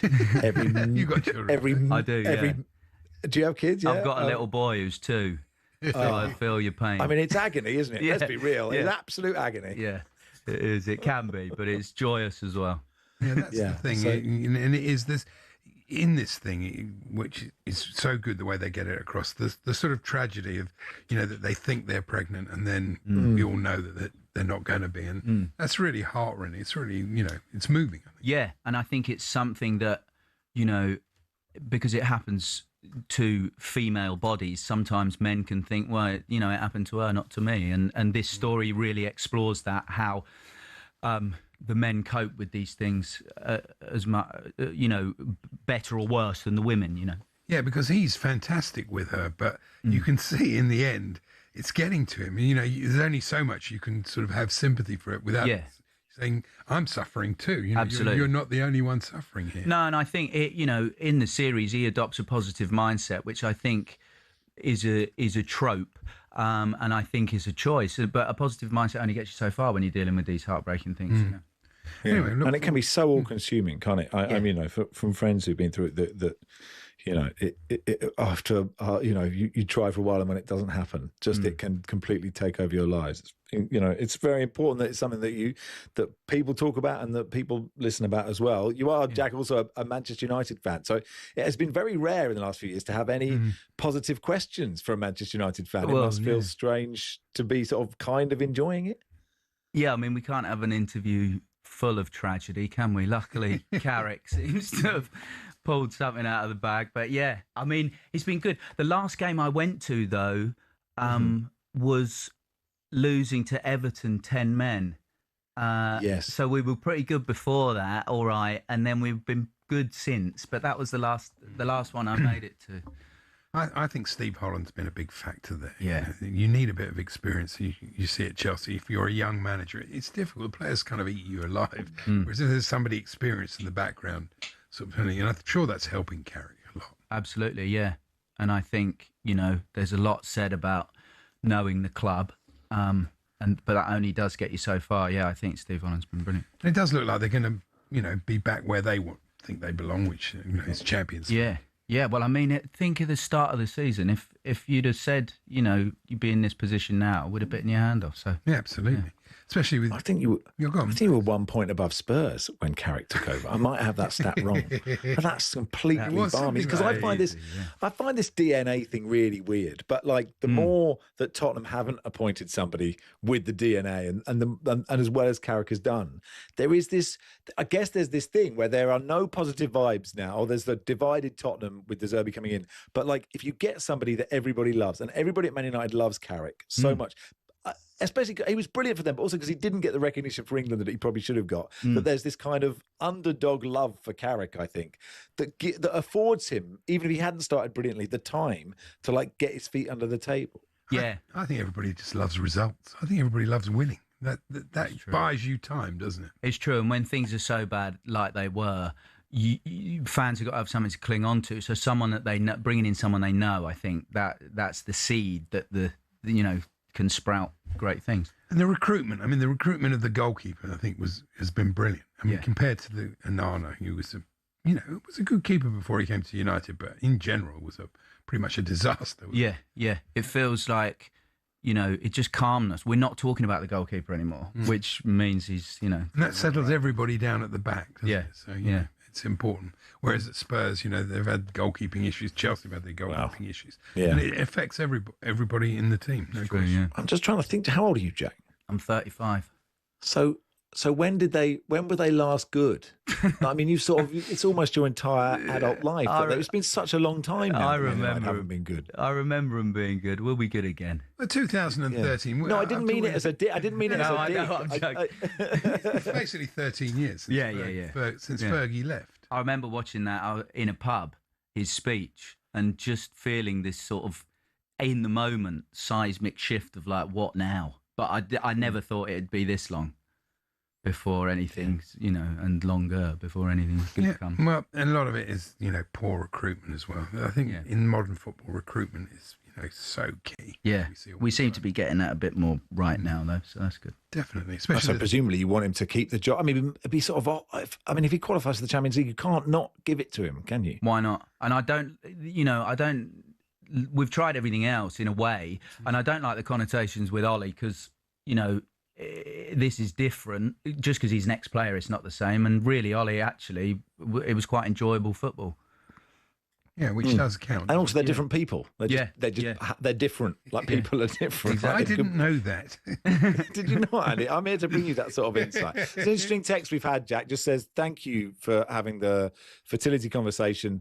Finally, the conversation needs to happen to raise awareness that it's such a sensitive issue for men to talk about. It's destroyed my husband. He really has had no support from his friends and has been the subject of insensitive banter for years. So keep the conversation alive. So we have helped one person, Jack. That's least, fantastic. It's what's worth having. This is an excellent show, and I plugged because my friend, somebody I work with, produced it. Trying as well, and the similar slightly more comedic, but same sort of area of people desperate to have a family, have children, and it's good that people are shining a light on it. Yeah, thanks. Thanks for coming in, Jack. Appreciate Thanks your time. for having me. Cheers. Jack Bannon there, actor, Manchester United fan. The show Babies, it's on the iPlayer. And watch it because it's had excellent reviews and it sounds brilliant. Thank you, Jack. It's Max Rushden and Charlie Baker here until 4.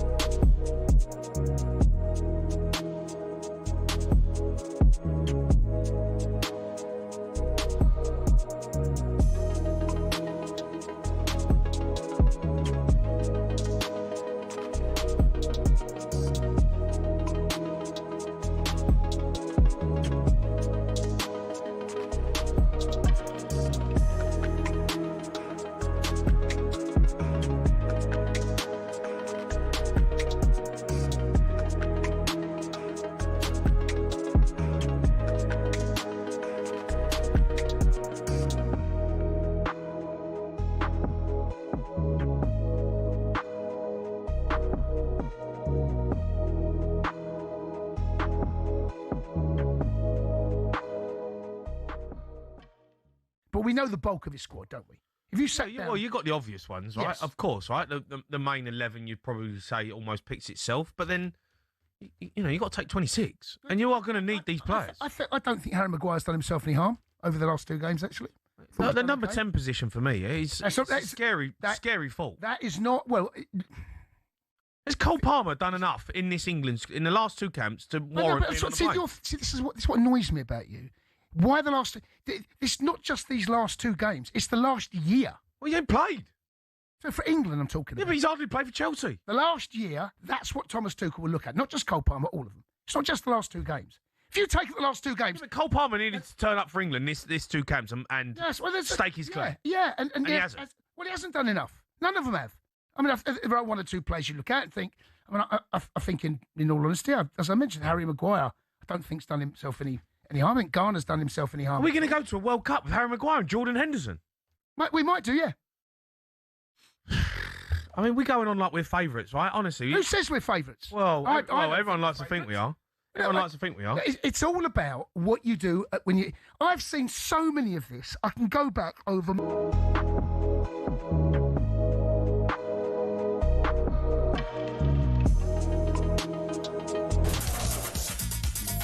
Good afternoon. You are listening to the world's biggest sports radio station. It's talkSPORT. Max Rushden and Andy Jacobs with you until 4. We'll chat to Stuart Pierce, England legend, who was at Wembley last night for talkSPORT. We'll get his starting 11 for the opening game of the World Cup against Croatia and find out what he made of defeat to Japan yesterday. Before that, Max Scott has the sport.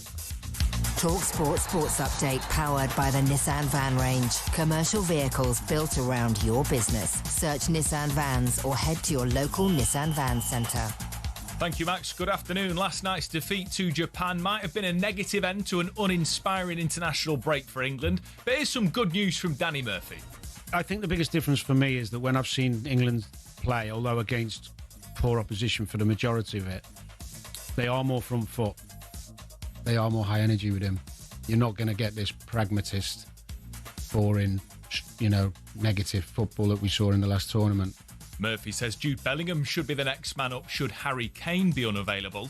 Now, Roberto Zerbi starts life at Spurs with some bad news. Papsar's joined their long injury list, but despite some raising concerns that he doesn't have the time to implement his style on the club, his former player Adam Lallana told us he's not worried about that one bit. Roberto's an extremely smart man. He'll know that he's not got time to play a certain way, a certain style, and he won't be snobbish to not understand that. Former Spurs striker Jermaine Defoe's been speaking for the first time as a manager. He's taken over National League Woken and he's desperate to get going. Just being in that environment for me is something that I've always wanted, something that I've always loved. But yeah, I think you've got to enjoy it. This is something that I've always wanted. You have to embrace it. I've waited a long time, to be honest. I've done all the courses, I've put in the hours, and now it's here. I'm gonna enjoy this. He says the goal is to take the Cards to the Football League for the first time in their history. And Harry Maguire could be at risk of an extended suspension. Following his red card at Bournemouth, he's been charged by the FA with improper conduct towards the fourth official and has till tomorrow to provide a response. Get more on all that on the website talksport.com. talkSPORT News. The BBC's confirmed it did know about a police investigation into Scott Mills in 2017, and Donald Trump claims Iran's president has asked for a ceasefire, but says America will only consider it once a shipping route is reopened. More with the news team at past. talkSPORT weather with QuickFit. Store your new tyres this spring at a time that suits you best from the comfort of your home or work 7 days a week with our mobile tyre fitting service. Conditions apply. Cloudier than yesterday, wind and rain moving south towards northern England and Wales.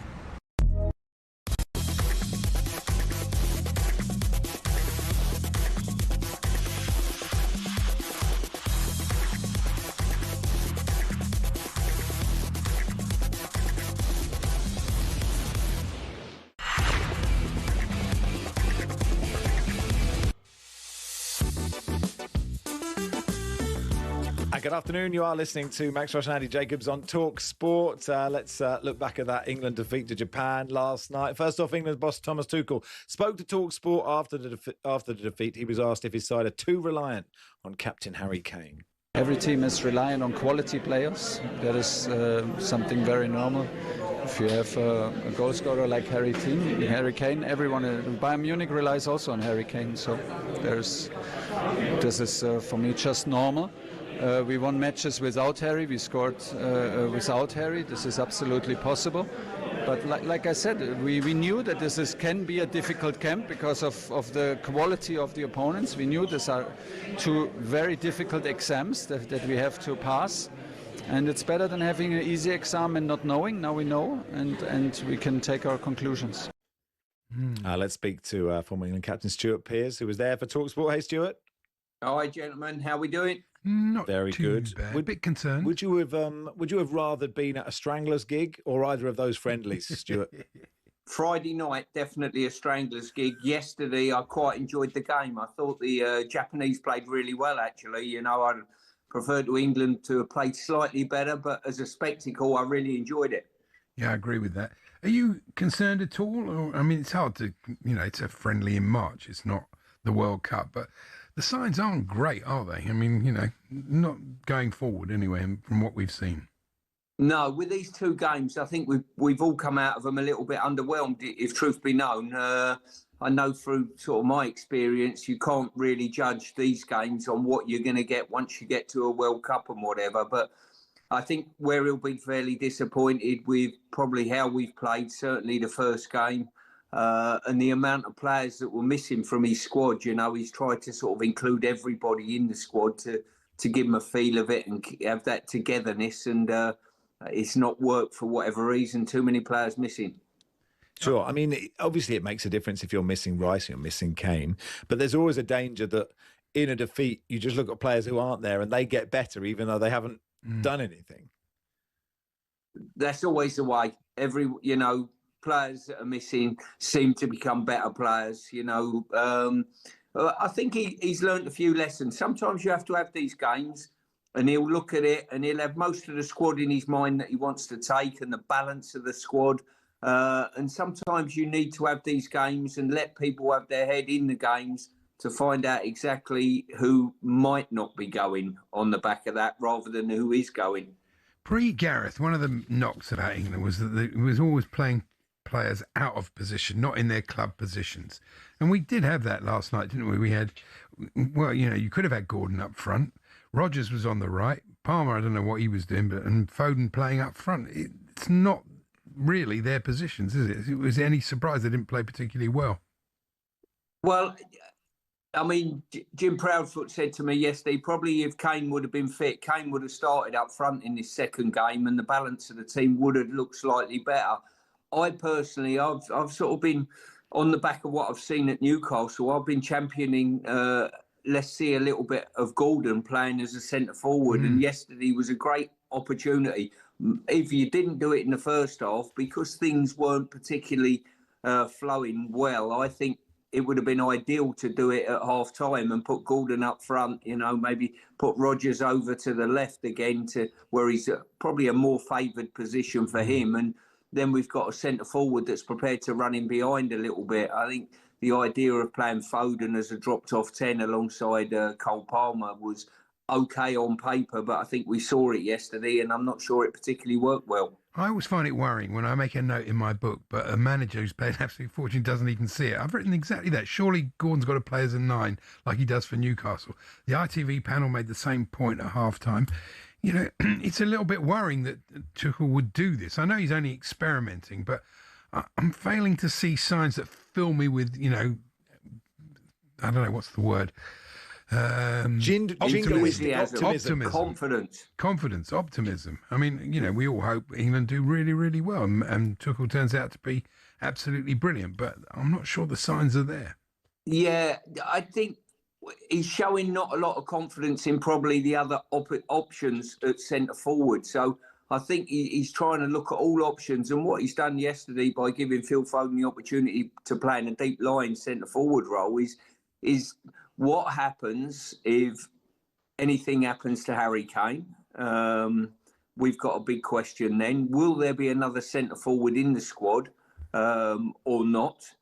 Or is he fancying either Foden or Gordon to play that role? I think on yesterday's evidence, I'm not sure that I would be totally enthused by Phil Foden playing as a dropped-off number 9. I don't think that helps him as a player, and we just didn't get enough players in the box eventually every time the ball was going to come into the box. There was a moment. Yeah, it's a shame for Foden, isn't it? Just not happening for, we know what talent he has. And if he's only going to, maybe trying to make it work there would give him a shout of getting him in the squad and being able to take Palmer and Rodgers and Bellingham and Eze as well, perhaps. I don't know. We have got your starting 11, Stuart, for the opening game, presuming everybody is fit.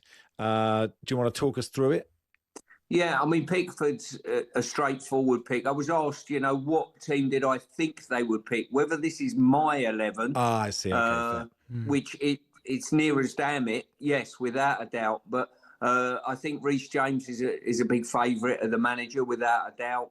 O'Reilly's got room for improvement between now and the summer, and I don't think there's much to choose between him and Hall at the moment, form-wise. I think Stones, if Stones is fit, and Gahey look a really good, solid pair together. You've got the question mark on John Stones' fitness and amount of match time as well. I think Anderson's been very, very good this season in that holding role. Declan Rice is a given. And then there's 2 players in the ranks that probably are just slowing down on form-wise, and that's Saka and Rodgers. But sometimes you build a loyalty up with managers on what they've done previously, and I think those 2 have earned that. Kane's a given, and probably Gordon on the left-hand side with Rashford pushing him slightly. So, and I think a lot of people potentially, when sort of Adrian and Jim done it, we all done it yesterday, there wasn't too much to choose between any of the 11s, to be honest with you, on what we thought would be the starting line. Okay, so that's what. Sorry, Andy. That's what Tuchel. That's what you think Tuchel will do. If you're the England manager, Stuart, how is yours different? Well, the big question marks I've got is probably across the back line, if truth be known, because I just equate it from the time I've had to take teams to major tournaments. You're going to lose 2 or 3 players through injury, so whoever I think might be available, there's always a question mark in the back of my mind that you're going to lose a couple. In all honesty, I'd certainly play the front 4 as I saw it. Anderson and Rice, definitely I would play them. Gahey, I'm a big fan of. He's an absolute definite. And really, I would judge with my eye what I see, probably between Konsa and Stones between now and the summer. Once again, I'd probably judge with my own eye between Hall and O'Reilly. There's a question mark there at this moment in time. And same again with Reece James and Livramento, I think would be the question marks for me. So, so near enough there, same as the England manager. Most important thing is, though, make sure you've got two wide players that are actually winger types in the wide areas to go past people. I think he's worked that out. That's why you didn't see the likes of Cole Palmer and Foden playing wide yesterday. He's given up with playing them in that wide area. I think he needs players in that area to go past people, especially if Harry plays. You need an injection of pace out wide. It does seem a bit mad, though, that Bellingham plays for Real Madrid, pretty good club. Rashford plays for Barcelona, pretty good club. And we can't find room for them in the team. That doesn't seem right to me. Well, and Trent Alexander plays for Madrid and can't get in the squad. Well, so that's not right either. Well, whether it's right or whether it's wrong, form, I'm backing that and probably backing that judgment on what I've seen from Morgan Rogers this season. I think he's been outstanding, and Jude's been injured and one thing and another. But the one thing you do know, teams evolve. By the time if we start the World Cup with that team, you know full well it's not going to finish with that team. So you're hoping the likes of Bellingham's going to force his way in. That should be his aim. Potentially Rashford, and maybe one or two from the outside that we haven't seen. Maybe Garner even. If Garner's run into the squad isn't that fragmented at this moment in time and that late, maybe even someone like him who we're not even thinking about at this moment in time. Finally, Stuart, of course, I have to ask you for Saturday listeners. Last gig you went to, please? Last gig was last Saturday evening. I went to the Wealdstone FA Trophy semi-final and watched them get to Wembley, my old club, which was a great start to the day. And then I jumped in my car, popped up to Birmingham and saw Ferocious Dog. Of course. I love Ferocious Dog. Remind me of their style of music and anything about them. Punky folk, I'd put them under. Oh, okay. Punky folk. Okay. Thank you, Stuart. That's all my question. No further questions. No, thank you. Good no man. comment. Ferocious Dog. I mean, I would describe as a player. He had an air of the Ferocious Dog. Very much so, yeah. Stuart. Okay. Yeah. Yeah. I'm a big fan. I'm just a big fan of him, Andy. Oh, yeah. Lovely He's guy. great. Yeah. Absolutely brilliant. I'll be a big part of our World Cup coverage. Of course, I'll be doing the warm-ups at absolutely mad times from Los Angeles, but that doesn't change. It's either very late or very early, but never at the right time, managing to turn primetime radio into the overnight graveyard shift with ease. It is Max Rushden Andy Jacobs with you till 4. Paul Watson from the Sweeper podcast, who watches all the football that you don't. We'll talk about DR Congo and Iraq qualifying, the oldest coach in World Cup history being at the tournament this summer, and other stuff too. And we'll do that in just a second.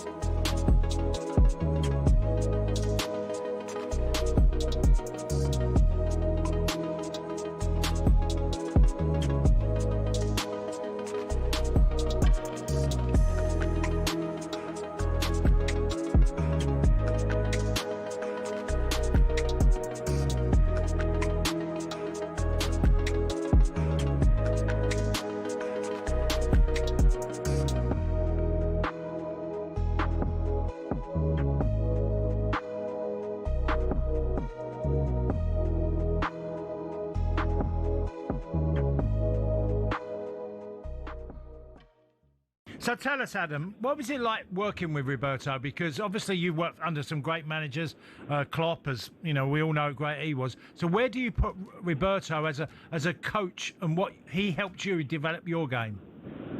Right up there with the top. I always compared him with Jurgen. Actually, probably just the passion that they both possess for the game. I think kind of tactically and game model wise, they're completely different. But in terms of like love and passion for football, they're exactly the same. Adam, as an interest, I've got to read you a quote, if I may, from your teammate back in the day, Lewis Dunk, in 2023. He said this about Zerbi, and I quote, "Since the new coach arrived, I see football in a completely different way." He said, "But the initial transition was carnage and confusion." So I get it totally. It maybe took a little bit of time for him to get his message over. The one worrying thing for Tottenham fans, he doesn't have a lot of time to get that over, though. No, I think, listen, Roberto's an extremely smart man. He'll know that he's not got time to play a certain way, a certain style, and he won't be snobbish to not understand that. He knows he's got to go in there, motivate a group of men, and luckily for Roberto, he might not know that, but he's one of the most inspirational managers, people there is, in my opinion.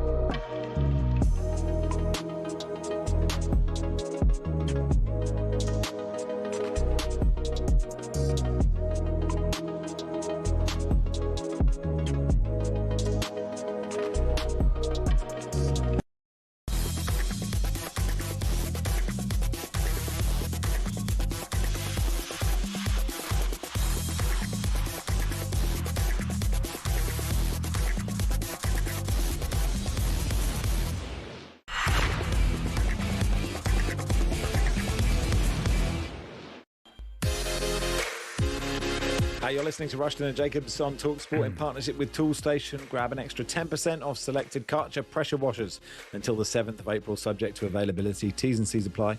Next stop, Toolstation. So we know all 46 teams. Is it 46? 48? 48. 48. Teams, yeah, that works with the maths, who've qualified for the World Cup, including DR Congo and Iraq yesterday. Paul Watson is from the brilliant Sweeper podcast that covers all the football that you probably haven't watched yourself. He does it for you. Hey, Paul, you okay? Hey, yeah, good. Sort of just on the come down from this international break. It's they talk about the players and fatigue and burnout, but they don't think about the podcasters, do they? No, they don't. No, I don't know if you watched every minute of the Iraq and DR Congo victories. Yeah, I did actually. I've watched all kinds. I watched New Caledonia, Jamaica at 3 a.m. I have very few regrets, really.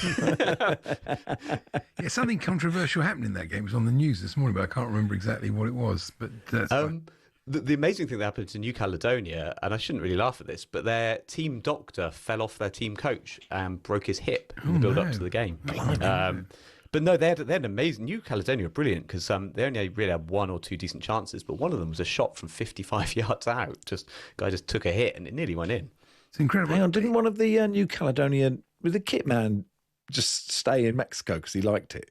Yeah, he just loved it so much. The Mexicans really adopted New Caledonia, I think, because they were the rank outsiders. But yeah, in Guadalajara, there were just like loads of people supporting New Caledonia, and they became heroes there. I've noticed that online, social media today, people are a bit sniffy about Curacao and the likes of DR Congo because Italy and Denmark aren't there and they are bigger football nations than they should be there. But you wouldn't agree with that, would you?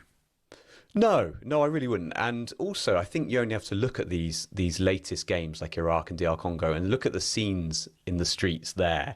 And you just see what it means to these countries to be part of this World Cup. And I do think if you want to watch loads of European teams, then, we have a tournament for that. And it will be on again pretty soon. And you can watch all the best teams in Europe competing. But the point of the World Cup is it's a World Cup. And I think UEFA already has a pretty ample representation, and I think what's been lovely about this expansion, I know it will create a lot of games especially in Europe, it will create some games at 2 a.m. that are a hard sell.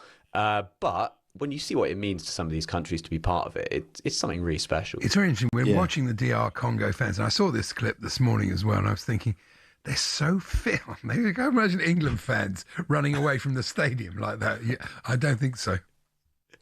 Yeah, most of them probably get in our team, wouldn't they? Probably if they can run that fast. But yeah, like, honestly, the scenes in Kinshasa, the scenes in Baghdad, like it really is amazing to see this kind of response to these teams qualifying. And I think Iraq not been there for 40 years, DR Congo not been there for 52 years. It is something really special. It's first time since 74, isn't it, when they were Zaire, and of course one of the most famous World Cup moments of all time, Ilunga Mwepu, and grabbing the ball at the free. We did a Phoenix from the Flames, and we got him over. We met him. He was a really lovely fellow. But it was still, when you look at it now, it's still one of the maddest things ever to happen on a football field. Yeah, and it's still often kind of misrepresented, this 1974. So 1974 still hangs over DR Congo, who were then Zaire, because of the humiliation of it. They were a really strong team coming into that competition. There were high hopes, but they lost 9-0 to Yugoslavia. The moment that you're talking about is against Brazil, where one of their players steps up when there's a free kick to Brazil just outside the box and hoofs the ball into the stands.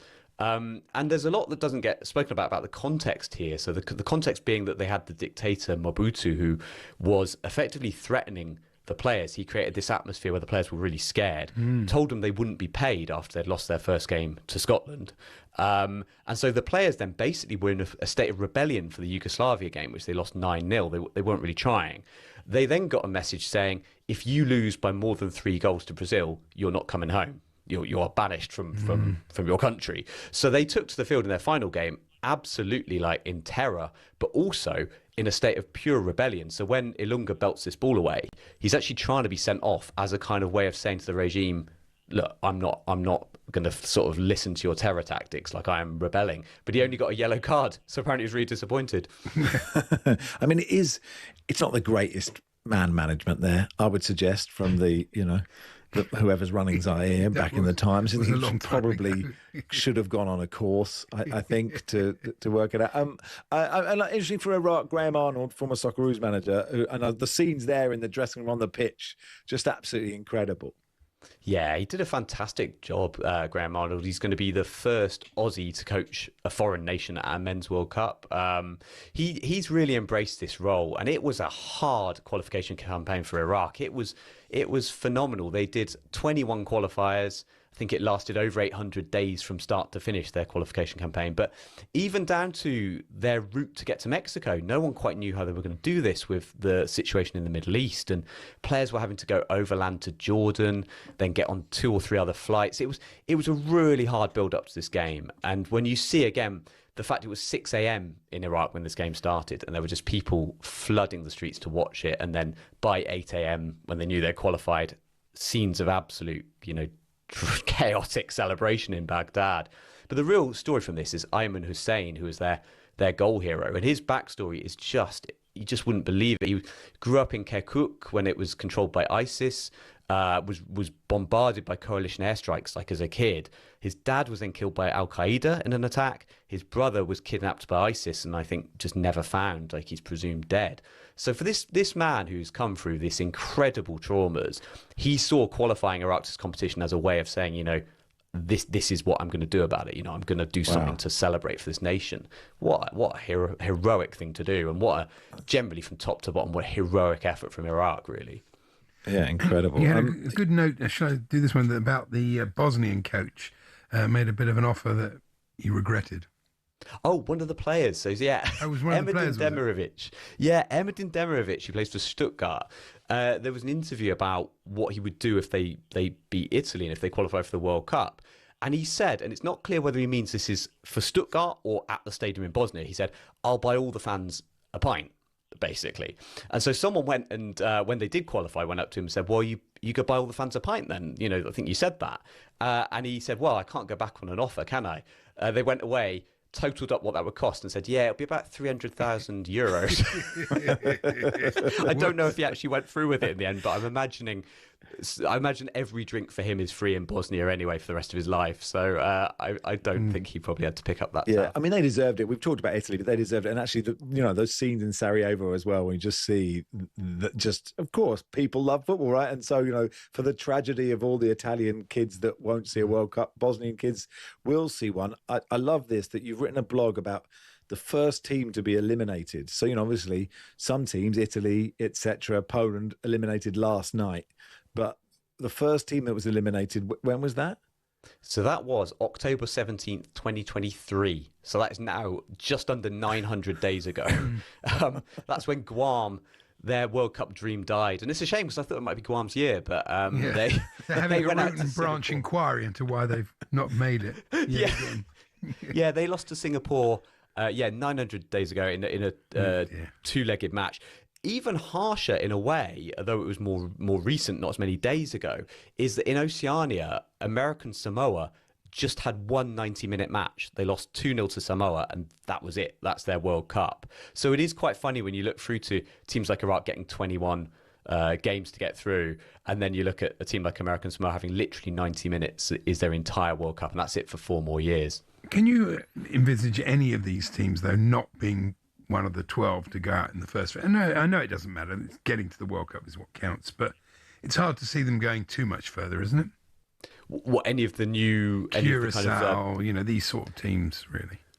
Even Bosnia to an extent. I mean, I don't know. I think this new format does leave routes through that perhaps wouldn't have been there in the past. You don't actually have to be that good in the group stage to squeeze your way through. And there will definitely be shocks. And it's funny because I think it's really hard to sort of reprogram your thinking. But I remember a lot of people saying, well, look, if Italy get through, look at what a good group they've got, get to the World Cup. Oh, that's a soft group.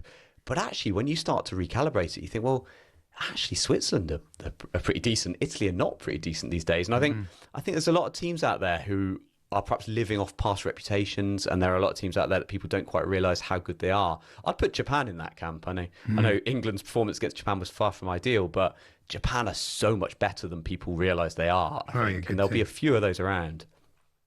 Good stuff, Paul. Thanks for coming on, pal. Thank you. Paul Watson there from the Sweeper Pod, which does all these incredible stories from like the world of football. And I guess we can be quite guilty of being sort of quite myopic about football and just being very Premier League centric. But, it's called the world game for a reason. And it's a great podcast. You only got to see the scenes of joy. Yeah, absolutely. It is Max and Andy with you until 4. We'll do some Women's Champions League in just a second.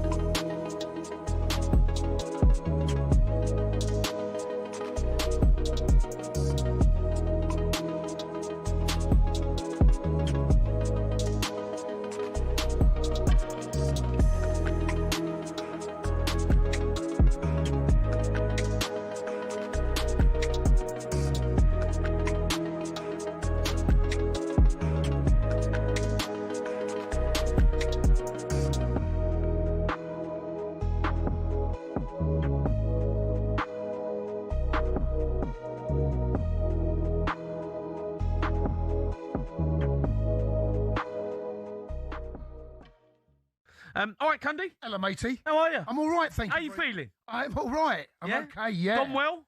Yes, so for those that don't know, the hair transplant last Thursday. Yep. A couple of days off. Yeah. Back in today. You're looking well, mate. You look well. So far. You look hard. Well, well, the head's been shaved, right? So there's always got the image, haven't you? Like of a bit of a thug. Yeah, you look like you're going to be on like Football Factory or something. Yeah. But look, it went well. It's such a weird process. I mean, you're in the chair for about 8.5 hours. It's all done. I mean, that's hell for you, right? You can't. Oh, mate. Well, they gave me. I fell asleep halfway through it. They gave me sedatives. Yes, I struggle to sit still, mate. But struggle. I struggle to sit. Impossible. Still. Yes, but they're sedatives, mate. They work their magic. But here we go. So the beginning. Mate, I like it. Well, we'll see. It's the new Cundy. The new version. The new version of. No, improved. Don't know about that. It looks all right, mate. I'm happy with it. Yeah, well, look, big shout out to the Wimpole Clinic. Thank you very much for what they did. And we'll see the results, mate, over the next coming 3, 4, 5, 6 months. You've got to have a haircut, mate. What's the haircut look? What's the trim? You Don't know. Quiff? Don't know what I'm going to go for, mate. You look all right with the old skin. Listen, I'm not having a hair transplant and then looking like this. No? I'm not. No, you don't have a hair transplant and shave your head. It's all right, though. Well, for the time being, I've got no choice. Yeah. I've got no choice. This is how it's going to be. All right, so there you go. You're making me die.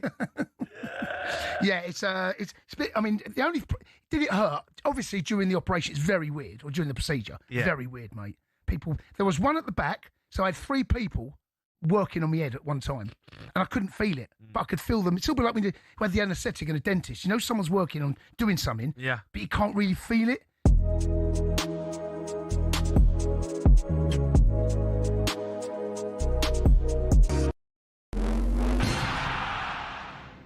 talkSPORT's Danny Murphy says Jude Bellingham's the best option to play up front for England if Kane's not available. Tuchel expected more from false nine Foden and playmaker Palmer in the defeat to Japan. Danny says some of Tuchel's decisions were baffling. Experiment, I get it. But Foden's never played as a false nine from City, really. You know, Gordon's been playing up front for Newcastle, but Morgan Rogers does not play on the right for Villa. Very, very rare. And he sticks him on the right. He does all his work either as a 10 on the left. Palmer's been playing on the right for Chelsea. England's World Cup campaign kicks off in exactly 11 weeks against Croatia. Every game of this World Cup is live here on talkSPORT. Now, Roberto Zerbi hasn't been at Spurs for 24 hours, but he's already got an injury to Pape Sarr to contend with. But Adam Lallana, who played under Zerbi at Brighton, has no doubt he'll keep Spurs up. I'm actually slightly jealous. I was speaking to a player at Spurs who was picking my brains about him, and I just know how they're going to be in for a roller coaster, but a great one. Chris Wokes has told us he's happy but surprised Brendan McCullum is still England's head coach, and he's looking forward to the Bazball setup being less of a closed shop. More so than ever, they'll be looking at county cricket than they have done in the last few years, for people to put their hands up, put some pressure on the current crop of players. The County Championship starts on Friday, and there's more on talkSPORT's cricket YouTube channel.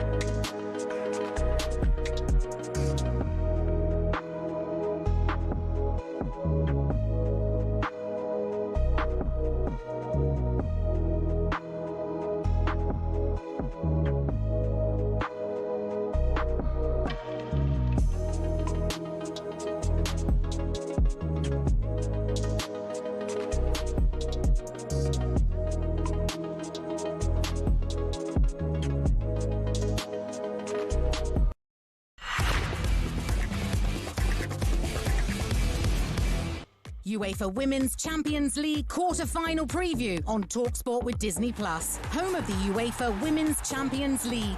Watch every match live, only on Disney+. 18+ subscription required. Yeah, let's look ahead to this evening's Women's Champions League fixture between Chelsea and Arsenal with Disney+ and with our reporter Angelina Kelly. Hey, Angelina. Hello. Where are you? We can't see you. No, we won't be able to see her, but we can hear her. Okay. And occasionally, Andy, radio is for listeners. No, I I know. don't really count I them love anymore. it. Yeah.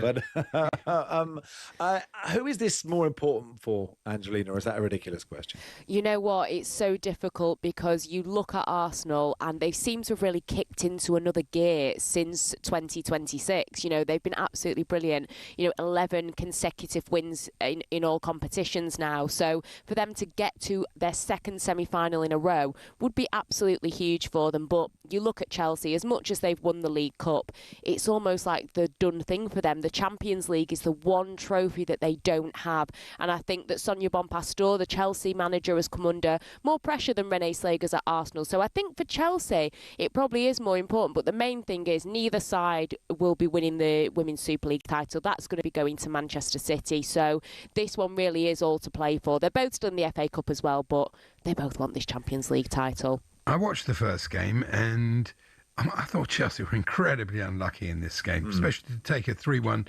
I'm really hoping that Antonia Taylor, the Chelsea-hating ref, isn't refereeing tonight. It was one of the worst bits of refereeing. That disallowed goal was mad, wasn't it? Both of them. The ball was over the line before there was even a foul in the second one. So, and they missed a lot of chances early doors, didn't they? I mean, yeah, Arsenal took their goals well, and Russo's terrific. She's really hot at the moment. But it's that old story. If Chelsea can score first, you never know what might happen. Yeah, and I think it's going to be basically in-form Alessia Russo versus in-form Lauren James, who can find the back of the net first. And I agree, Chelsea were unlucky in that scoreline of 3-1 that Arsenal are taking into this second leg. It tells a different story to what we actually watched, during that game. But it will be a big night. Chelsea have sold 16,000 tickets for the game. That's the most that they have for a midweek game at Stamford Bridge. 3,000 of those are for Arsenal fans. They sold out their away end in 72 hours. So both really well-supported teams. Obviously, over the weekend, Arsenal got that 5-2 win in the North London derby.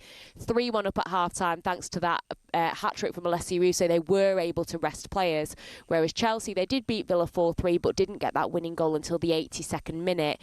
The players did have to put a shift in, so I hope that there isn't any fatigue. One thing that we do have in the WSL is that the managers don't really complain about having games so close together. They actually say that they relish it, so hopefully that won't have an effect on Chelsea. But I agree with you, Andy. Whoever scores the first goal in this, it's going to be key. Yeah, and the thing is, though, the world Chelsea are playing, and it is a surprise to people who don't, well, not just people who don't follow the women's game week in, week out. It's been a surprise to everyone how this season's gone. But you just can't see them not conceding a goal. And like the way Russo, of course she got that hat-trick the weekend, but the way she took that goal in the first leg, it was just sort of elite centre-forward play. That first touch was brilliant. It was a brilliant finish. And I just can't see how Chelsea keep her quiet.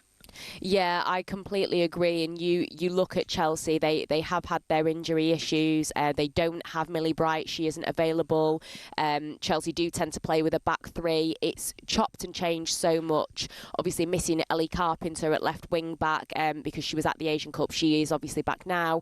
But yeah, I think when you look at Chelsea's defence, they have looked very, very vulnerable at times. And like I say, you've got players like Lauren James and Alyssa Thompson up front for Chelsea who are absolutely fantastic. But if the defence are not on their A game, then Arsenal have got the players that can exploit that. Sam Kerr scored on Sunday. She's so key for Chelsea. Is she going to start? And what sort of shape is she in, really? Well, there's always talk about Chelsea and which players are fit or not, because they have obviously certain training situations where players might train separately, and there's always a lot of speculation. But Sam Kerr is fit for this game. Aggie Beaver-Jones is not. So I would expect Sam Kerr to start this game. You can argue that she's not really been at her best since she's come back from this ACL injury. It's taken her quite a while. They're also missing Myra Ramirez, who has been out all season and has been really struggling and, linked to moves away from Chelsea maybe at some point. So Sam Kerr, the weight of this, I think, does rest a lot on her shoulders. But I think having someone like Lauren James, who has been brilliant for England recently and Chelsea, that'll, ease the pressure off Kerr a bit. I do fear for Sonia, sorry, Max, because the way Chelsea is run, if they go out, she'll get the sack and it won't be her fault. Yeah, she signed a contract extension recently, hasn't she? But it doesn't necessarily mean anything. She has come under a lot of pressure. They are still in the FA Cup. Like I say, they have won the League Cup, but that's not what the hierarchy want. They won this Champions League trophy. That's why Sonia was brought in. She won it with Lyon. So yeah, you do fear for her a little bit and the way that things are changing at Chelsea. But yeah, it's going to be a very important night for her. Before that, Bayern Munich play Manchester United. Man United are 3-2 down going to Munich? What chance do you give them? You know what? It's a tough one because there were good quality goals in that game, but I think Manchester United, they really are struggling. They are missing a couple of players. They obviously were absolutely hammered 3-0 in the Manchester derby at the weekend. They will be without Elizabeth Turland, who has been really, really important for Manchester United in the Champions League. I think the main thing with this one is whoever gets through, they will more than likely be facing Barcelona, who are already 6-2 up on Real Madrid in their first leg. So that would be a very scary feat. I think for Manchester United, this is their first season ever in the Women's Champions League. I don't think it's impossible, but I do think that if they do go out, Mark Skinner will be under a lot of pressure because it's not confirmed that they will finish in that top 3 in the Women's Super League to get Champions League football again. They were terrible in the League Cup final against Chelsea, out of the FA Cup, again at the hands of Chelsea. So, again, for Mark Skinner, I think, has he maybe taken Manchester United as far as he can? We'll see what they're able to do tonight. And you're reporting on the games, both games tonight, Angelina? Just the Manchester United one. We have got the Moose on Chelsea. Oh, right. Okay. Oh, that's an interesting selection. I'd have given you the big game, Angelina. Do you know what I mean? I didn't want to complain, but, you know. No, absolutely should. Thanks, Angelina. Thanks for coming on. Updates from there, Angelina, then on Bayern Munich, Manchester United. And the Moose will be at Stamford Bridge for Chelsea versus Arsenal. And you can hear updates of that game in kickoff tonight. After Drive with Andy and Darren, which is on after us at 4 o'clock. That was our look ahead to this evening's Women's Champions League action with Disney+. UEFA Women's Champions League quarter-final preview on talkSPORT with Disney+. Home of the UEFA Women's Champions League.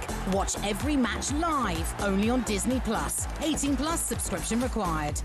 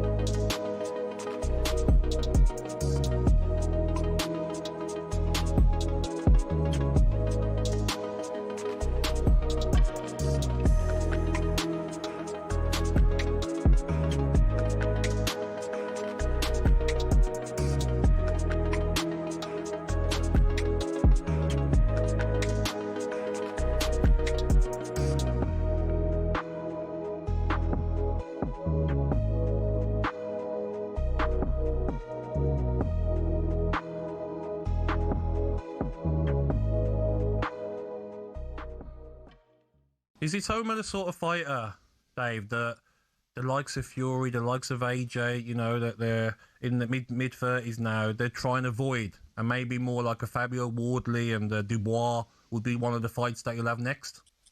Yeah, Joshua and Fury won't go near him. He's too young, too fresh, too fast. You know, their best days have gone. So the Talma, realistically, he's looking at Dubois, Wardley winner. I don't think the Wardley winner. I think if Wardley wins, I don't think he'll box him because they're in the same gym. Dubois may. But Caballel, you know, Talma's gonna have to fight one of them guys. He's not gonna get one of the old guard that's on the way out. He's gonna have to box one of the real, you know, main men, which is Caballel. So it's interesting, and then he's going to be around for another 15 years, hopefully. You know, so there's going to be people we're not even heard of yet that are going to come and have a go at him. Is that the danger with heavyweights like him, to be so strong and powerful but quick as well? Yeah, it's the speed. All heavyweights can punch. For me personally, I've never been put over in a fight, never been down and out. That's because I can see him coming. The danger with the time is you don't really see him coming. He's that fast. You know, he throws a lovely right hook off the back of a left hand to the body, and no one sees it coming. That's what Franklin does well. Franklin doesn't get hit properly. That's why he's never been over. All his great chin talk for me is nonsense. There's no great chins. Anyone gets hit properly, you go over.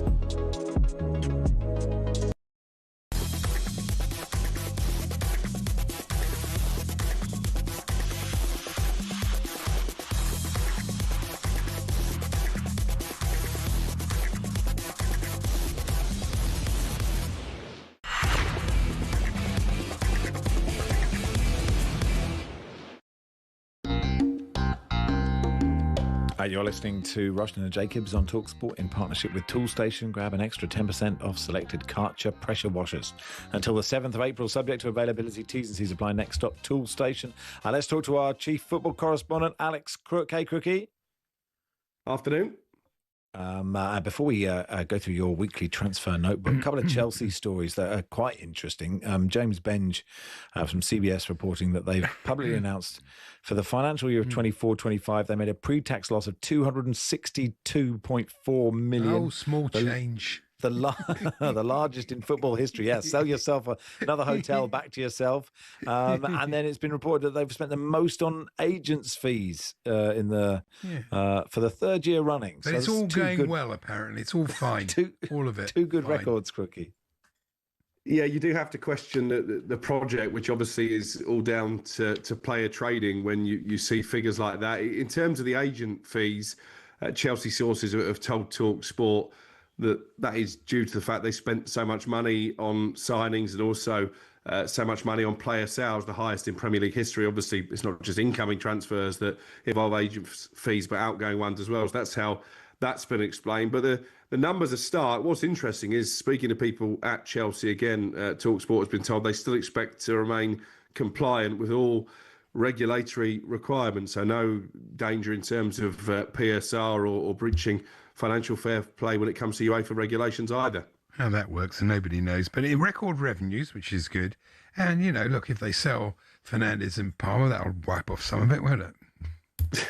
Are you concerned as a Chelsea fan? Because we debated this with I've given up, mate. And Scott Minto this morning in terms of departures. Obviously, you're concerned about the way the club is run. I've completely given up on the whole thing. I'm sorry. That's beyond concern. No, but my view on it is that it just takes one big player, and in this case, it could well be Enzo Fernandez, to really push for a move away, because he feels like his own personal ambitions can't be matched with this project.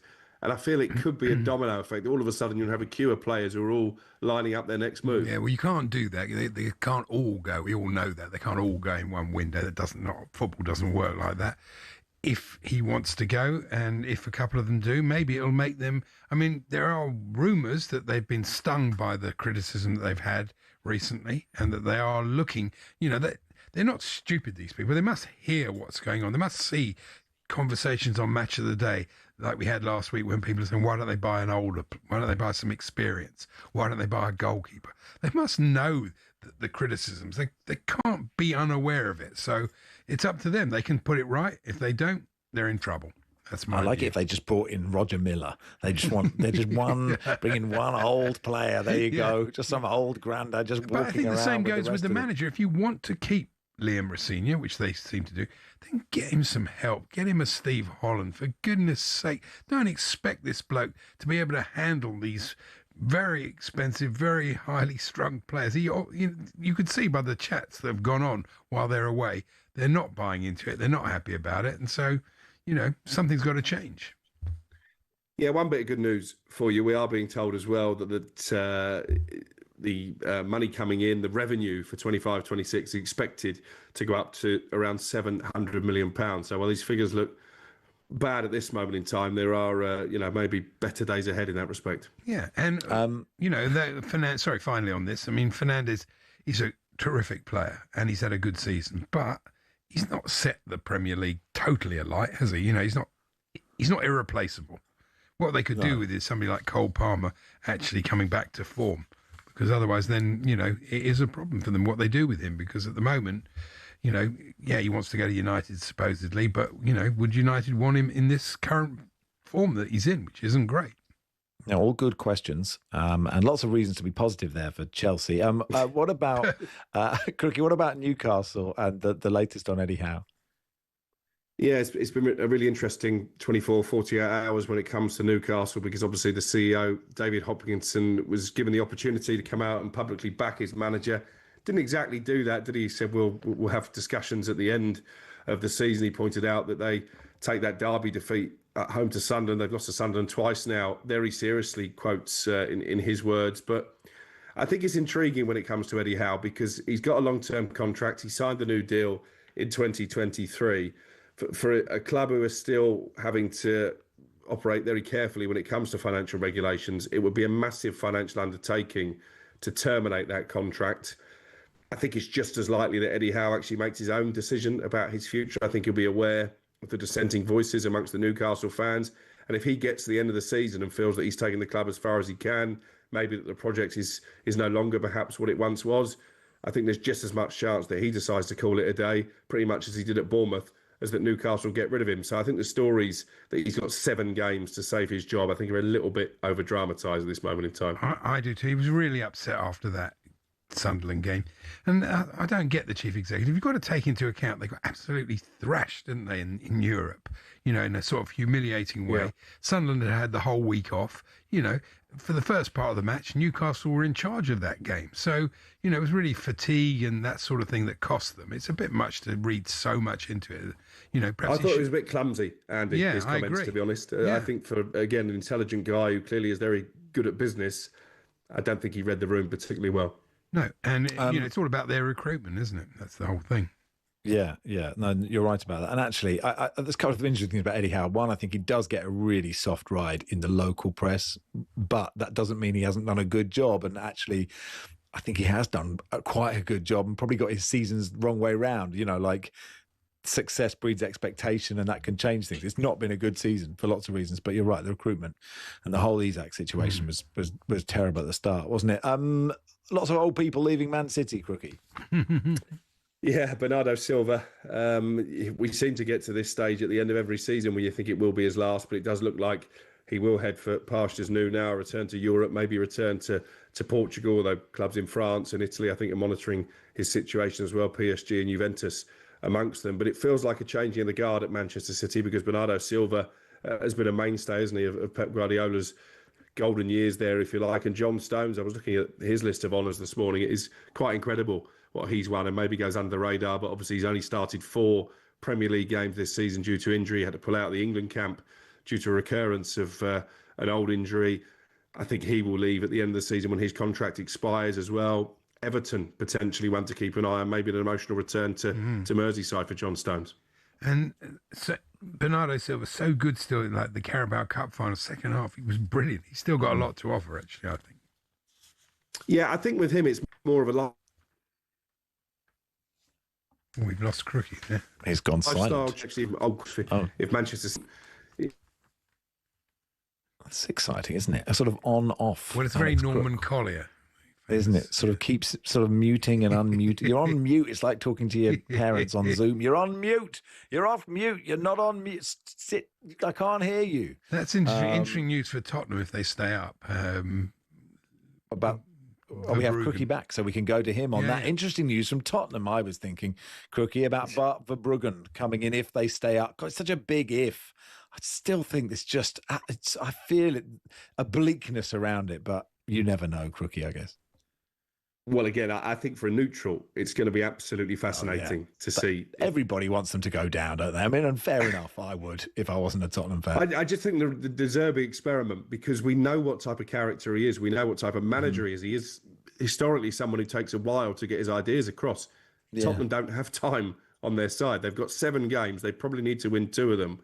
If they do stay up, Bart Verbruggen, as you were alluding to at Brighton, I think would be a target. He's wanted by a few clubs around Europe, and obviously worked with De Zerbi before. They want a new goalkeeper because they realise that Vicario isn't good enough when it comes to the Premier League. That's why they dropped him in such dramatic circumstances against Atletico Madrid. So, yeah, certainly one to keep an eye on. But I'm really torn on De Zerbi. If this is either going to be genius or it's going to be an absolute disaster.